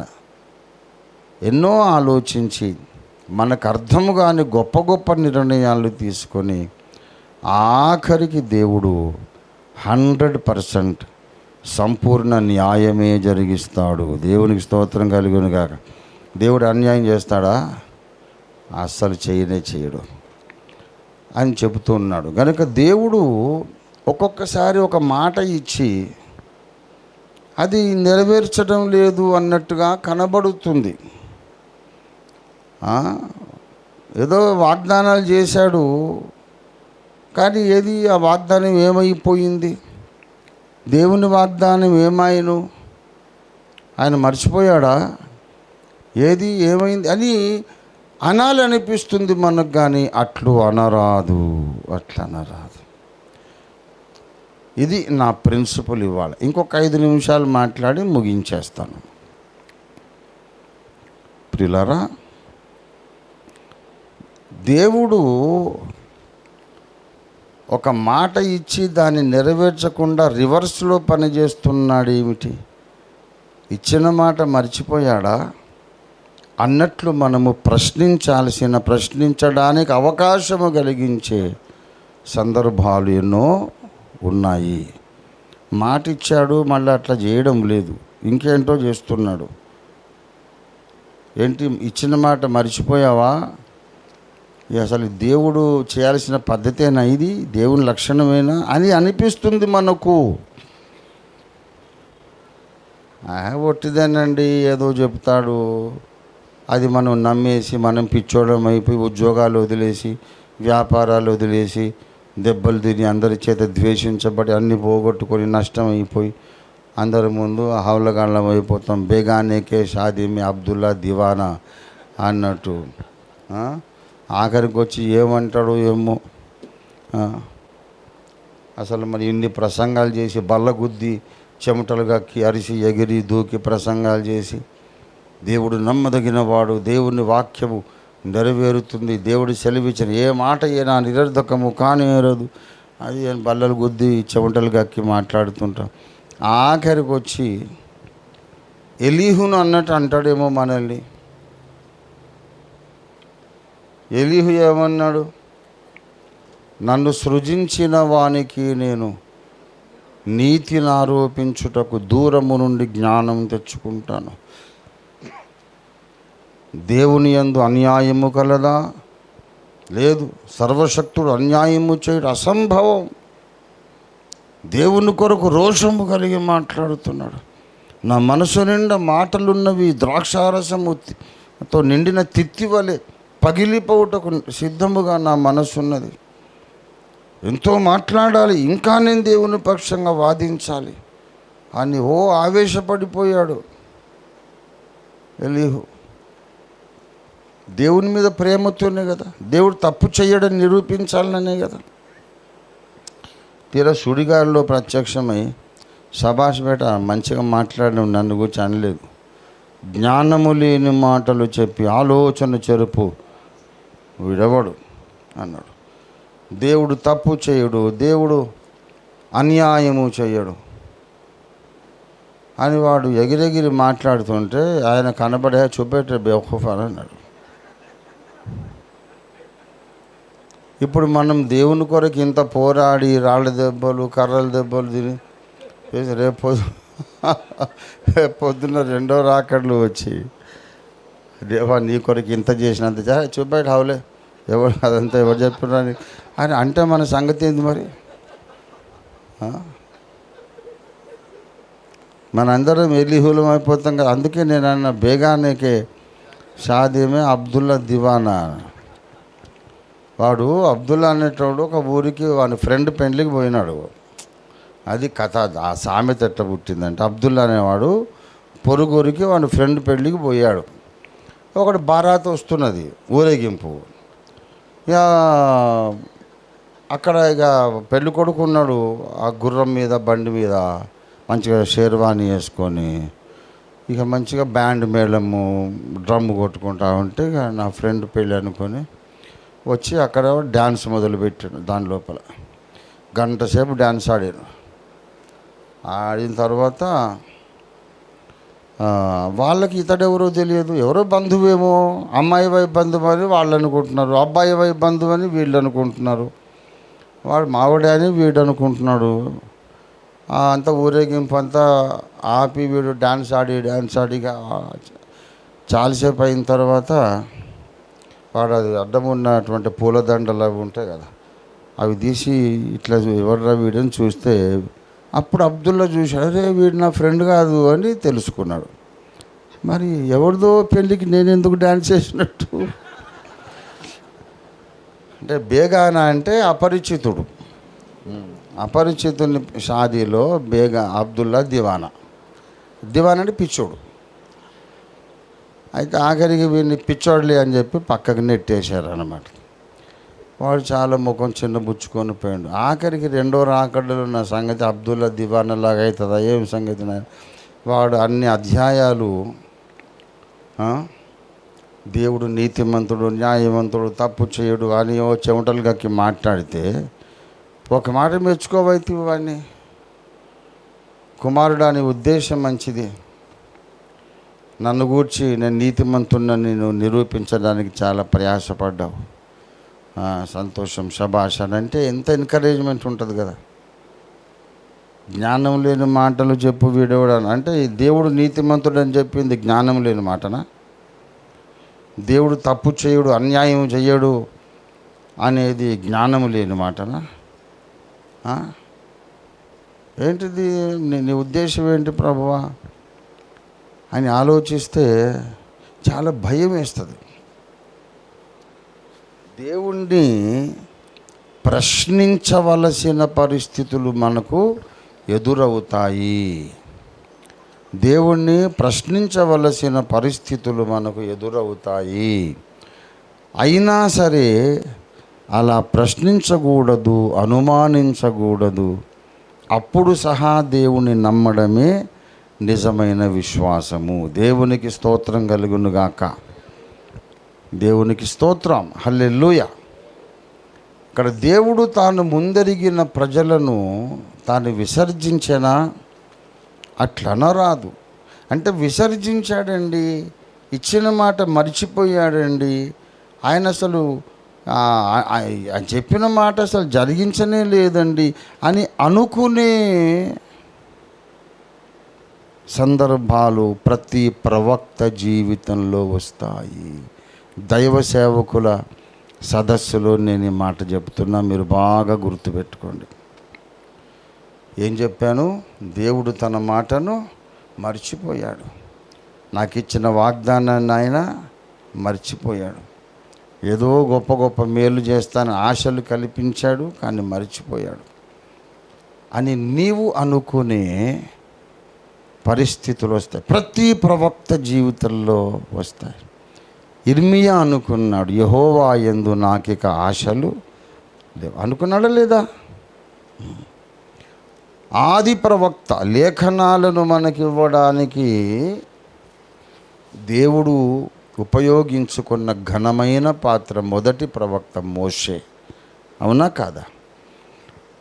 మోషేకి దేవుడు ఏం చెప్పాడు? రమ్ము మోషే, ఈ ఐగుప్తు దేశము నుండి పాలు తేనెలు ప్రవహించు దేశమునకు నిన్ను నా ప్రజలను తోడుకొని పోవుటకు నిన్ను నేను పంపిస్తున్నాను, నువ్వు రా, దిగిరా, ఐగుప్తు నుండి బయటికి నడిపించాలి, పాలు తేనెలు ప్రవహించే దేశానికి వాళ్ళని తీసుకొని వెళ్ళాలి, నువ్వే కావాలి, నీవే నడిపించాలని నేను రానుమొర్రో అంటుంటే బలవంతంగా వెంటబడి పిలిచాడా లేదా? ఏమండి, నేను వద్దయా, నేను యోగ్యుని కాదు అని అంటే లేలే, నువ్వే కావాలి, నేను యోగ్యుని కాదు ముందు అన్నాడా లేదా? నువ్వే కావాలని తీసుకొచ్చాడా లేదా? మళ్ళా నువ్వు పెదవులతో కాని మాట పలికితివి కనుక నువ్వు కనాను దేశంలో అడుగు పెట్టొద్దు, వాళ్ళని తీసుకుపోద్దని అంటివి. నువ్వు హోరేబు కొండ మీద తెలియదా ఆయన తర్వాత ఏమేమి తిడతారో తెలియదా నీకు? వద్దన్నప్పుడు అప్పుడే వదిలేస్తే అయిపోను కదా. ఎంత డేంజర్ దేవుడు అండి. ఏమైనా సెక్యూరిటీ ఉందా మనకు? కాదా? మరి నువ్వు రావయ్యా, నువ్వే కావాలి అని అంటాడు. మళ్ళీ సార్ అట్లా చేసిన మీద నువ్వు పో అని అంటే జీవితం అంతా వాడుకున్న తర్వాత నువ్వు పప్పుచారులోంచి కరివేపాకు తీసేసినట్టు తీసేస్తే ఎట్లా ప్రభువా? అనుకునే అవకాశం ఉందా లేదా? కానీ అట్లా అనరాదు. కనాను భూమిలో నువ్వు అడుగు పెట్టొద్దు అన్నాడు. కానీ వద్దన్న దేవుడే కనాను భూమిలో అడుగు పెట్టొద్దు, మోయాబు దేశంలో నువ్వు ఇక్కడే చచ్చిపో, దేవదూతలు నేను సమాధి చేస్తారు నెబో కొండ మీద, పిస్గా కొండ మీద, ఇక్కడ చచ్చిపోవనంటే సరే ప్రభువా అని మోషే ఒప్పుకున్నాడు. మోషే సమాధి అయిపోయింది, పునరుద్ధానం కూడా అయిపోయింది. నీవు కనానులు అడుగు పెట్టొద్దు మోషే అన్న దేవుడే నరావతారమెత్తి యేసుగా పుట్టి రూపాంతర కొండ మీదకి వచ్చినప్పుడు రావద్దన్న మోషేను, మట్టి దేహముతో రావద్దన్న మోషేను మహిమ దేహముతో రూపాంతర కొండ మీదకి రప్పించుకున్నాడు. దేవుడు ఎప్పుడూ న్యాయం చేస్తాడు, కానీ అది నీకు అర్థం కాదు. మనది చాలా మట్టి బుర్ర, చిన్న బుర్ర. ఇది అర్థం చేసుకుంటే నీ బ్రతుకులో నువ్వు 90% జయం సాధించినట్టు. ఇది అర్థం చేసుకోవాలి. ఇప్పుడు నేను ఎన్ని బాధలు పడ్డాను, నేను ఎన్ని సమస్యలు అనుభవించాను, ఎంత గాయపడ్డానని ఒక చీమను పట్టుకొని చేతులు పెట్టుకొని, చీమ నా సంగతి వినవే, నా కథ నాకు ఏమైంది అనుకున్నావు, చాలా భయంకరమైన బాధలు పడ్డాను, విను, అటు ఇటు పోతావేంటి, కానీ నిలబడి కాస్త నా కథ వినంటే దానికి ఏమైనా అర్థమవుద్దా? నా బాధ చీమకే అర్థం కాదు, మరి దేవుని మైండ్ మనకెట్లా అర్థమవుద్ది?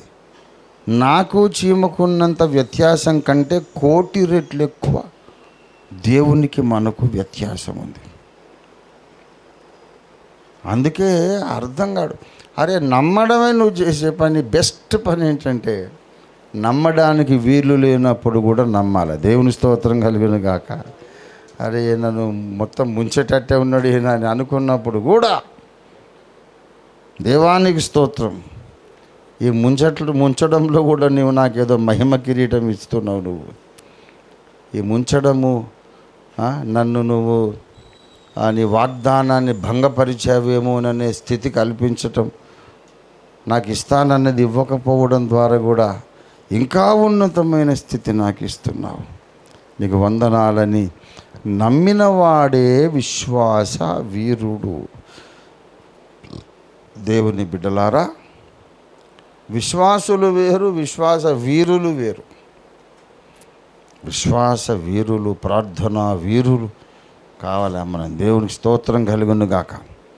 ప్రవక్తలందరూ, నేను ముగించేస్తారు, 2-3 నిమిషాలు అయిపోయింది. మీ తర్వాత మీరే ధ్యానం చేసుకోమని చెప్పే కదా. దేవుడు నీ ద్వారా ఈ పని చేస్తానని చెప్పి తర్వాత వద్దులే అని మంచి మోహం మీద హాతిచ్చినట్టు చేస్తాడు, ఇచ్చినట్టు చేస్తాడు. నేను చాలా జాగ్రత్తగా మాట్లాడుతున్నా. దేవుడేం హాతియ్యడు, కానీ సీన్ అట్లుంటుంది. సీన్ అట్లుంటుంది. దేవునితో నడిస్తే తప్ప ఈ మాటలు అర్థం కావు. నడవాలి, దేవుని కొరకు రిస్క్ తీసుకోవాలి, నిర్ణయాలు తీసుకోవాలి, నష్టాలు గాయాలు అనుభవించాలి. ఒట్టుకనే బుడుగుమని ఒక్కసారి మునిగంగానే దేవుడు మొత్తం అర్థం కాడు. Out of question. You have to walk with God for decades. దశాబ్దాలు నడవాలి. మంచి చౌరస్తా మీద హాతిచ్చి వెళ్ళిపోయినట్టు చేస్తాడు. నా జీవితంలో ఒక పరిస్థితి ఎలా వచ్చింది తెలుసా? నేను మీకు చెప్పాలి, ఇప్పుడు మనసిప్పి చెప్తున్నా. దేవుడు నా పట్ల ఎలా ప్రవర్తించాడు అంటే, నేను దేవునికి చెప్పాను. ఒకప్పుడు చిన్నప్పుడు ఒక చందమామ కథ ఒకటి చదివాను. దేవా, ఆ కథలో ఉన్నట్లుగా నువ్వు నా పట్ల చేశావని మోకరించి స్పష్టంగా దేవునికి చెప్పాను. అది ఇప్పుడు నేను మీకు చెప్తున్నా. ఏంటంటే, ఒక రాజుగారికి మంచి రాజ్యము, మహారాణి, అన్ని అష్టైశ్వర్యాలు ఉన్నవి. 4 ఆడపిల్లలు ఆయనకు, కూతుళ్ళు, రాజకుమార్తెలు అల్లారు ముద్దుగా పెంచుకుంటుంటే ఉన్నట్టుండి అకస్మాత్తుగా మహారాణి గారు రోగం వచ్చి చచ్చిపోయింది. మహారాణి గారు ఏదో వ్యాధితో చనిపోయింది. తల్లి లేని 4 చిన్న చిన్న పసికూనలు ఉన్నారు. మహారాజు గారు వాళ్ళని ఒళ్ళో కూర్చోబెట్టుకొని వాళ్ళకి ఆయన గోరు ముద్దలు పెట్టుకొని పెంచుకుంటున్నాడు. మంత్రులందరూ ఆయన్ని బలవంతం చేసి, మహారాణి గారు లేరు కదా మహారాజా, ఆ పట్టపురాణి ఆ సింహాసనం ఖాళీగా ఉండొద్దు, రాజ్యానికి అరిష్టము, మీరు మళ్ళీ పెళ్లి చేసుకోండి అని బలవంతంగా ఒక పెళ్లి చేస్తారు ఆయనకు. అది పరమ గయ్యాళి గంప.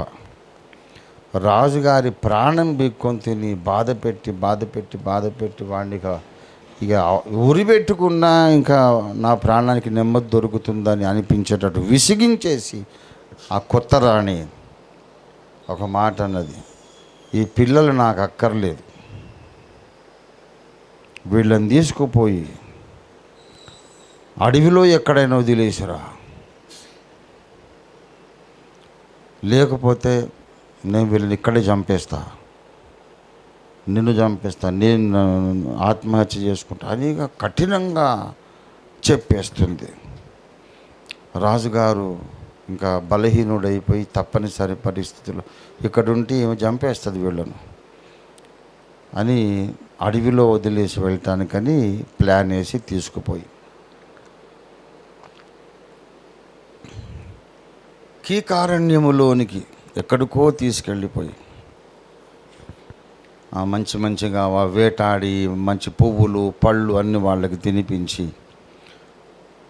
రాత్రి అయింది కదా బిడ్డ, మనం ఇక్కడే పడుకొని తెల్లారులేసి వెళ్ళిపోదాము అని చెప్పి రాజుగారు మధ్యలో పడుకొని ఇటిద్దరు పిల్లల్ని పడుకోబెట్టి, వాళ్ళు ఆదమరిచి అలసిపోయారు కదా, బాగా గాఢ నిద్రపోయిన తర్వాత చిన్న చిన్న పిల్లలు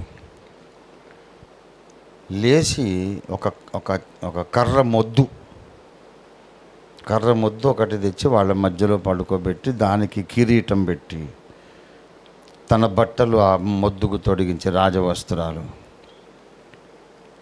వాళ్ళని అక్కడ వదిలేసి సైలెంట్గా వెళ్ళిపోయి రాజ్యానికి వెళ్ళిపోతాడు. సూర్యోదయం అయినాక పిల్లలు లేచి నాన్న ఏంటంటే కిరీటం ఉంది, రాజవస్త్రాలు లోపల ఒక దూలం ఉంది. అయ్యో, ఏ మంత్రగాడు ఏం చేశాడో, మా నాన్న మహారాజు గారు ఒక దూలం అయిపోయాడు. నాన్న వదిలేశాడు అనుకోవట్లేదు అమాయకులు, నాన్నగారు దూలం అయిపోయాడండి, కిరీటం అట్లే ఉంది అని అందరూ ఏడ్చి సరే మనం ఏం చేద్దామని ఇంకా ఆ అడవిలోనే ఉంటూ ఆ పళ్ళు ఈ పళ్ళు తింటూ పెరుగుతారు వాళ్ళు. ఇది నా చిన్నప్పుడు నేను చదివిన కథ. నా పెళ్ళైన తర్వాత దేవుడు నాకు తీసుకొచ్చిన పరిస్థితులను దేవుని ముందు పెట్టి చెప్పాను, దేవా డిట్టో నువ్వు ఆ రాజుగారిలాగా ప్రవర్తించావు, నన్ను అడవిలోకి తీసుకొచ్చి నన్ను వదిలేసి ఎక్కడికి వెళ్ళిపోయావు, నువ్వు ఎందుకు ఇలా చేశావు అని నేను అడిగా. ఇది ఆయన కూడా వింటున్నాడు అనే స్పృహతోనే మాట్లాడుతున్నా. అంటే అలాగ అనిపించింది నాకు. ఇంకా కొన్ని ఘోరమైన పరిస్థితులు చెప్తే మీరు ఏడ్చేస్తారు. అలాంటి పరిస్థితులు, గాయాలు నేను అనుభవించాను. అయితే అలా ప్రశ్నించాల్సినంత పరిస్థితి దేవుడు నీకు తీసుకొస్తాడు, కానీ అట్లా అనరాదు అంటాడు.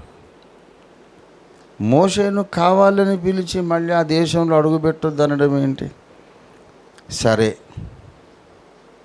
నేను ఒక విషయం అడుగుతున్నాను.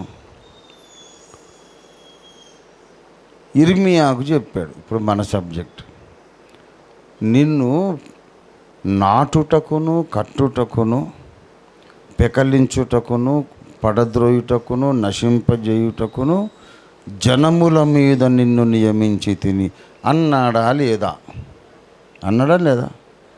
మరి ఏ జనము మీద ఏమి నాటాడు, ఏ జనములో ఏం పెకలించాడు నాకు చెప్పండి. ప్రమాణ వాక్యమును రాసి కట్టి నా శిష్యులకు అప్పగించమని యెషయాకు చెప్పాడా లేదా? మరి యెషయా ఏం ప్రమాణ వాక్యం రాశాడు? అప్పగించాడా? ఆయనకైతే లేదు కదా. అంటే ప్రవక్తలందరూ కూడా ఏదైతే చేద్దామని అనుకుంటాడో అది చెయ్యకుండా ఆయనే చేస్తాడు. This is the principle. దేవుని బుద్ధి జ్ఞానముల బాహుళ్యం. ఇశ్రాయేలు జనాంగాన్ని ఎందుకొరకు పిలిచానన్నాడో, ఆఖరికి ఆ మెస్సియా వచ్చేసరికి వీళ్ళని ఆయనే ఏం చేశాడు? గుడ్డోళ్లను చెవిటోళ్లను చేశాడు. మోషే లైఫ్ కానీ, ఏలియా లైఫ్ కానీ ప్రియులారా, ఇంకా 2 రాజులను ప్రవక్తలను అభిషేకించమన్నాడు. ఏలియా వదిలేసిపోయిన పరిచర్యను మళ్ళీ ఎలీషా కొనసాగించాడు. అలాగా ప్రవక్తలందరూ కూడా, ఇర్మియా కానీ యెషయా కానీ, ప్రతి ప్రవక్త కూడా ఏ ఆశతో ఏ దర్శనంతో మొదలు పెడతాడో అది చేయకుండా దేవుడే కాలడ్డం పెడతాడు. ఇది దేవుని బుద్ధి జ్ఞానముల బాహుళ్యం. ఎందుకు ఇలాగా అనే సంగతి నేను చెప్తున్నా. ఎందుకు ఇలాగంటే, ఇప్పుడు పాత నిబంధన బాగా వినండి, ఇక నేను క్లోజింగ్ స్టేట్మెంట్ చేస్తున్నా. పాత నిబంధన ఇర్మియా ఉన్నాడు, పాత నిబంధన యెషయా ఉన్నాడు. పెద్ద ప్రవక్తలు కదా వీళ్ళు. యెషయా ఏమో ప్రమాణ వాక్యం రాయాలి, అది ఆయన రాయలేదు, దేవుడు మన ద్వారా రాయించాడు. ఓకే, మరి పెళ్ళగించుట, నశింపజేయుట, పడద్రోయుట, తర్వాత కట్టుటకు నాటుటకు ఇర్మియాను నియమించాడు. ఆయన పెళ్ళగించింది లేదు, కట్టింది లేదు, నాటింది లేదు, ఏమీ లేదు. ఇప్పుడు ఇవాళ జనముల మీద ఆ పరిచర్య దేవుడు మనకు అప్పగించాడని మనం నమ్ముతున్నాం. ఇక్కడికి వచ్చేసరికి సీను మారింది, దేవుని పద్ధతి మారింది, దేవుని కార్యాచరణ విధానము మారింది. అందరూ అర్థం చేసుకుంటారు. దేవుడు పనిచేసే పద్ధతి ఎందుకు మారింది? మళ్ళా తర్కం ఎందుకు మారింది? ఎట్టి న్యాయమును బట్టి మారిందంటే, పాత నిబంధనలోని వ్యక్తులు, పాత నిబంధనలోని భక్తులు కొత్త నిబంధనలో భక్త సమాజమునకు, సమూహమునకు, సంఘమునకు ముంగురుతులు. అక్కడ ఏలియా అనేవాడు ఒక వ్యక్తి. శిలువ యజ్ఞము తరువాత ఏలియా అంటే ఒక సంఘము. అక్కడ ఇర్మియా అనేవాడు ఒక వ్యక్తి. శిలువ యజ్ఞం తర్వాత ఇర్మియా is not a person, it is a congregation, ఒక సంఘం. పాత నిబంధనలో యెషయా అనేవాడు ఒక వ్యక్తి. యేసు శిలువ మరణ పునరుద్ధానముల తర్వాత యెషయా అనేది ఒక సంఘం. ఒక సంఘం పేరు యెషయా, ఆ సంఘం పేరే ఏలియా, ఆ సంఘం పేరే ఇర్మియా. ఇది కూడా బైబిల్లో ఒక సూత్రము, వ్యాఖ్యాన సూత్రం. ఎట్టి న్యాయము అంటే పాత నిబంధన భక్తులు, కొత్త నిబంధన సంఘమునకు ముంగురుతులు అనే ఒక సూత్రము ఉన్నది. దానిని మనం ఇక్కడ ప్రకటన 11వ అధ్యాయంలో మనము సేకరించగలం. ప్రకటన 11వ అధ్యాయము 3వ వచనం. నేను నా 2 సాక్షులకు అధికారం ఇచ్చేదను. వారు గోనె పట్ట ధరించుకొని 1260 దినాలు ప్రవచిస్తారు. వీరు భూలోకమునకు ప్రభువైన వాని ఎదుట నిలుచుచున్న 2 ఒలీవ చెట్లును దీపస్తంభములునై ఉన్నారు. ఏమై ఉన్నారు వీళ్ళు? ఒలీవ చెట్లు, తరువాత దీప స్తంభములు. దేవునికి స్తోత్రం కలుగును గాక. జకర్యా 4వ అధ్యాయం 12వ వచనం. 2 బంగారపు కొమ్ములలో నుండి సువర్ణ తైలమును కుమ్మరించు. ఈ ఒలీవ చెట్లు ఎక్కడున్నాయి? 11వ వచనం చూడండి. దీపస్తంభం ఒకటి సపరేట్గా ఉన్నది. దానికి ఇరుపక్కలు ఏమున్నాయి? ఒలీవ చెట్లు ఉన్నాయి. ఈ ఒలీవ చెట్లు ఎవరు అనంటే 14, వీరిద్దరూ సర్వలోకనాథుడగు యెహోవా యొద్ద నిలువబడుచు తైలము పోయువారై లేక అభిషేకం పొందిన వారై ఉన్నారు అన్నాడు. దీపస్తంభం అలగ్ ఇంకోటి ఉన్నది. దానికి అటు ఇటు ఎవరు ఉన్నారు? ఒలీవ చెట్లు. వీళ్ళిద్దరు వ్యక్తులు, భక్తులు, అభిషిక్తులు, అభిషేకాన్ని కుమ్మరించేవాడు. ఓకేనా? ప్రకటనలోకి వచ్చేసరికి సర్వలోకనాథుని ఎదుట నిలుచు ఒలీవ చెట్లు మరియు వీళ్ళే దీప స్తంభములు కూడా అయి ఉన్నారు. పాత నిబంధనలో దీపస్తంభములో తైలము పోసేవాళ్ళు ఒలీవ చెట్లు. కొత్త నిబంధనలో ఆ తైలము పోసేవాళ్ళే దీపస్తంభం. దీపస్తంభం అంటే ఏంటి? సంఘము అని అర్థం. కనుక వీళ్ళు వ్యక్తులు ప్లస్ సంఘాలు. వీళ్ళు ఒకడు ఏలియా యొక్క అభిషేకము పొందినవాడు, ఇంకొకడేమో మోషే మీద ఉండిన అభిషేకం పొందినవాడు అనుకుంటే, అట్ ద సేమ్ టైం వాళ్ళు ఏలియా అభిషేకం ఉన్న సంఘము, మోషే అభిషేకం ఉన్న సంఘం. ఎందుకంటే దీపస్తంభాలు కదా మరి.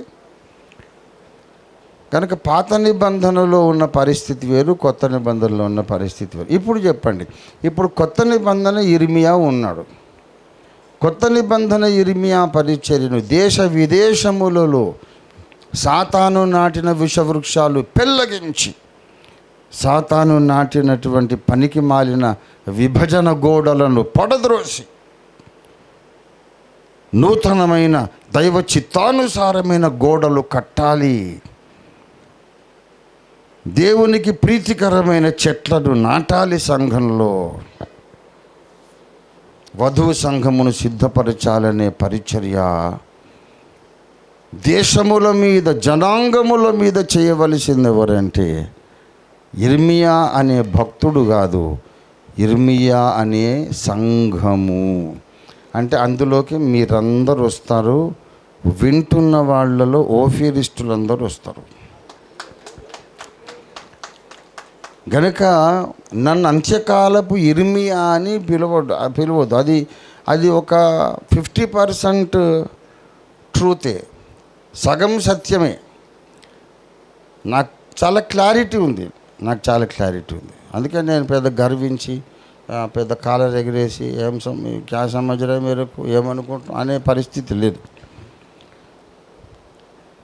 నాకు తెలుసు దేవుడు నాకు అప్పగించిన బాధ్యత ఏంటంటే 210 దేశాలలో అన్ని దేశాలకు వెళ్ళి అక్కడ సాతాను కట్టిన గోడలు పడద్రోసి, సాతాను నాటిన విషవృక్షాలు పెళ్ళగించి, అక్కడ దేవుడు కట్టమన్న గోడలు కట్టి, దేవుడు నాటమన్న చెట్లు నాటి, దేవుని అంచకాలపు వ్యవసాయాన్ని జరిగించి వధువు సంఘాన్ని సిద్ధపరచడానికి మనకు లక్షల మంది ఇర్మియాలు కావాలి. దేవునికి స్తోత్రం కలుగును గాక.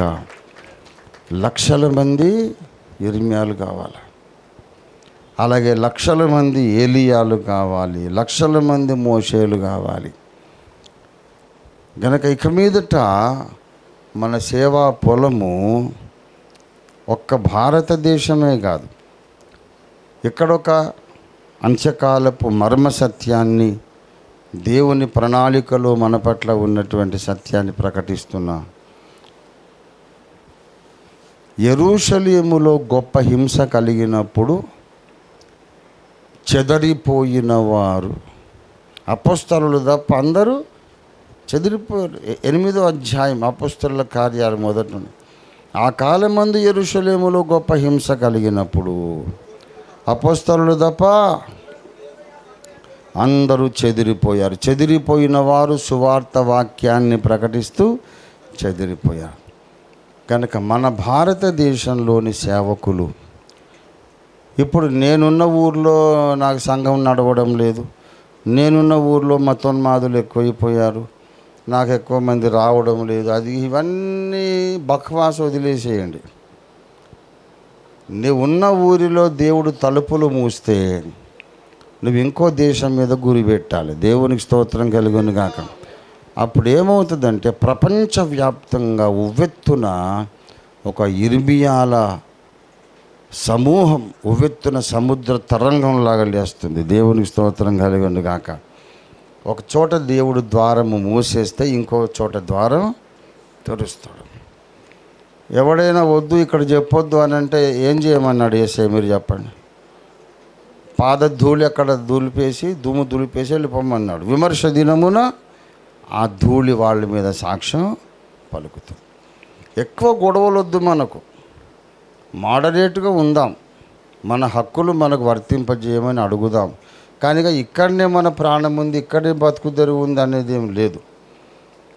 సరే వాడు ఇక్కడ చెప్పొద్దంటే రష్యాలో చెప్దాం, చైనాలో చెప్దాం, టిబెట్లో చెప్దాం. దేవుడు అక్కడ ద్వారాలు తెరిచాడు మన కొరకు. దేవునికి స్తోత్రం కలుగును గాక. హల్లెలూయా. అప్పుడు ఏమవుతుందంటే 210 దేశాలలో ఇర్మియా పరిచర్య జరుగుతుంది, ఏలియా పరిచర్య జరుగుతుంది, అంత్యకాల ఉద్యమం వచ్చేస్తుంది. ఆ లోపల దేవుని టైం వచ్చినప్పుడు ఇండియాలో కూడా ద్వారాలు తెరుస్తాడు, మళ్ళా ఇక్కడ కూడా కార్యం జరుగుతుంది. దేవుని కార్యాచరణ పద్ధతి ఏంటంటే ఒక దగ్గర తలుపులు మూస్తాడు, ఇంకో దగ్గర తలుపులు తెరుస్తాడు. ఒకరిని కళ్ళు మూస్తాడు, ఇంకో కళ్ళు తెరుస్తాడు. ఎవరిని కరుణించగోరుదునో వారిని కరుణిస్తాను. కనుక దేనికి ఎక్కువ అటాచ్ కావద్దు. ఇది నాది, ఇది లేకుంటే నేను బ్రతకలేను అనుకోవద్దు. ఏం అవసరం లేదు. నేను ఈ వయసులో కూడా నేను చెప్తున్నాను, నాకు సంఘమే లేకపోతే, నాకెవరు దశంభాగం ఇవ్వకపోతే, 67 ఏళ్ల వయసులో ఇప్పుడు కూడా నేను ఒక ఆటో నడుపుకొని నేను బ్రతికి నేను 10 మందికి సువార్త చెప్పడానికి ఇప్పుడు కూడా నేను సన్నద్ధుడే. ఇప్పుడు కూడా అరే గోలీ మారో, వచ్చినోడు వస్తాడు, చచ్చినోడు చస్తాడు, మనకు అవసరం లేదు. దేనికి ఎక్కువ అటాచ్ కావద్దు. వస్తాడు, లేకపోతే లేదు. వాడు వచ్చినా యేసు రక్షకుడే, వాడు రాకపోయినా యేసయ్య రక్షకుడే. నాకు ఎవడైనా కానుకలు ఇచ్చినా యేసు రక్షకుడని నేను చెప్పాలి, ఎవడు కానుకలు ఇవ్వకపోయినా యేసు రక్షకుడని చెప్పాలి. అందుకోసం బ్రతుకుతున్నాం మనం. పరిస్థితులు మారొచ్చు, మన సందేశం మారదు. పరిస్థితులు మారొచ్చు, మన జీవితాశయం మారదు. మనం పనిచేసే స్థలాలు మారొచ్చు, మన సందేశం మాత్రం మారదు. దేవుని బిడ్డలారా, ఆ హోలిస్టిక్ అండర్స్టాండింగ్, పరిపూర్ణమైన అవగాహనతో మనం పని చేయవలసిన దినాలు చేసినవి. దేవునికి స్తోత్రం కలుగును గాక. హల్లెలూయా. పిల్లారా, దేవుని మార్గము చాలా ఇరుకైన, కరుకైన ముళ్ళదారి. ఇదేదో పూల పాన్పు కాదు, విశాల మార్గం కాదు. ఇది ఇరుకైన మార్గం, కష్టం నడవడం. ఆ కష్టం అనేది ఇప్పుడు మనం అనుభవిస్తున్నాం.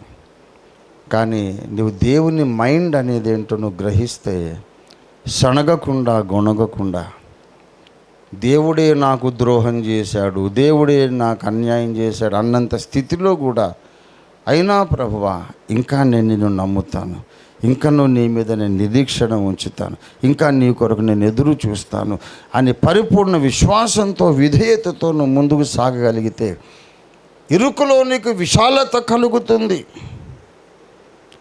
ఒక్క ద్వారాన్ని మూస్తాడు, 10 ద్వారాలు తెరుస్తాడు. దేవునికి స్తోత్రం కలుగును గాక. హల్లెలూయా. లెట్ us స్ప్రెడ్, స్కాటర్ అయిపోదాం. చెదరిపోయిన వారు వాక్య సారాంశమును వెదజల్లుతూ చెదిరిపోయారని పరలోకంలో మన సంఘ చరిత్ర రాసుకుంటారు. దేవునికి స్తోత్రం కలుగును గాక. హల్లెలూయా. రోమా పత్రిక చదవడం ద్వారా, ధ్యానించడం ద్వారా దేవుని కార్యాచరణ శైలి మనకు అర్థమవుతుంది. కొంచెం ఎదుగుదాం, హయ్యర్ లెవెల్కు, అనదర్ లెవెల్కి వెళ్దాం. మనం ఉన్న గూట్లో బావిలో కప్పలాగా ఉండొద్దు. దేవుణ్ణి ప్రేమించే వాళ్ళ కొరకు మేలు కలగడానికి అన్ని సమకూడి జరుగుతాయి. కనుక ధైర్యం కలిగి ముందుకు సాగుదాము. ఇప్పుడు ఎదురవుతున్న పరిస్థితులు ఎట్లా, ఏం చేయాలి, ఎక్కడికి వెళ్ళాలి, పరిస్థితులు బాగలేవు కదా, అయ్యో అని అనుకోకండి. అనవసరం. దేన్ని పట్టించుకోకండి, ఎక్కువగా భయపడకండి, దిగులు పడకండి. మీరు భయపడకండి, మీ హృదయాలు కలవరపడనీయొద్దని యేసయ్య అన్నాడా లేదా? మీరు చెప్పారు, అన్నాడా లేదా? మీరు జడియకుడి, మీ హృదయాలు కలవరపడనీయకుడి అన్నాడు లేదా? ఎందుకు అన్నాడు? కలవరపడే పరిస్థితులు రాబోతున్నాయి అని అర్థం. ఇప్పుడు ఆ పరిస్థితి వచ్చింది. ఇక్కడ ఈ పరిస్థితిలో మనకు ఒక్క మార్గం ఏంటంటే, మనకు అర్థమైన దానికంటే ఉన్నతమైన సంకల్పం ఏదో మన దేవునికి ఉన్నది. దేవునికి స్తోత్రం కలుగును గాక. గనుక మోషే అనుకున్న చోట అడుగు పెట్టలేకపోయినాడు, కానీ ఇంకా ఉన్నత మహిమలో అడుగు పెట్టాడు. దేవునికి స్తోత్రం కలుగును గాక. అలాగే మనకు దేవుడు అప్పగించిన పరిచర్య కూడా ఒక అద్భుతమైన రీతిలో జరుగుతుంది. రంజిత్ తోఫీర్ గారు ఒక్కడే 200 దేశాలలో ఇర్మియా సేవ చేస్తాడు అని మీరు అనుకోవద్దు. ఓఫీరిస్టులుగా మేము లక్షల మంది బయలుదేరి ఇర్మియా పరిచర్య జరిగిస్తాము అని ప్రతిష్ఠించుకోండి. దేవునికి స్తోత్రం కలుగును గాక. దేవుడు ముందిచ్చిన మాటని విసర్జించాడు, తన ప్రజలను విసర్జించాడు, వాగ్దానం మరిచిపోయాడు అనుకోవద్దు. వాగ్దానం మరిచిపోయినట్టుగా కనబడతాడు. ఎందుకంటే ఇంకా ఉన్నత స్థాయిలో నెరవేర్చడానికి మాత్రమే. దేవుడి మాటలు మన వినికిడిలో ఆశీర్వదించి ఫలింపజేయునుగా. ప్రార్థన చేసుకుందాము. రండి, అందరూ కూడా తలలు వంచండి. ప్రార్థన చేసి ముగించనా? ఏమైనా కార్యక్రమం ఉందా బాబు? చల్ల నీళ్ళు ఉంటుంది ఏంటయ్యా? దయచేసి మనకు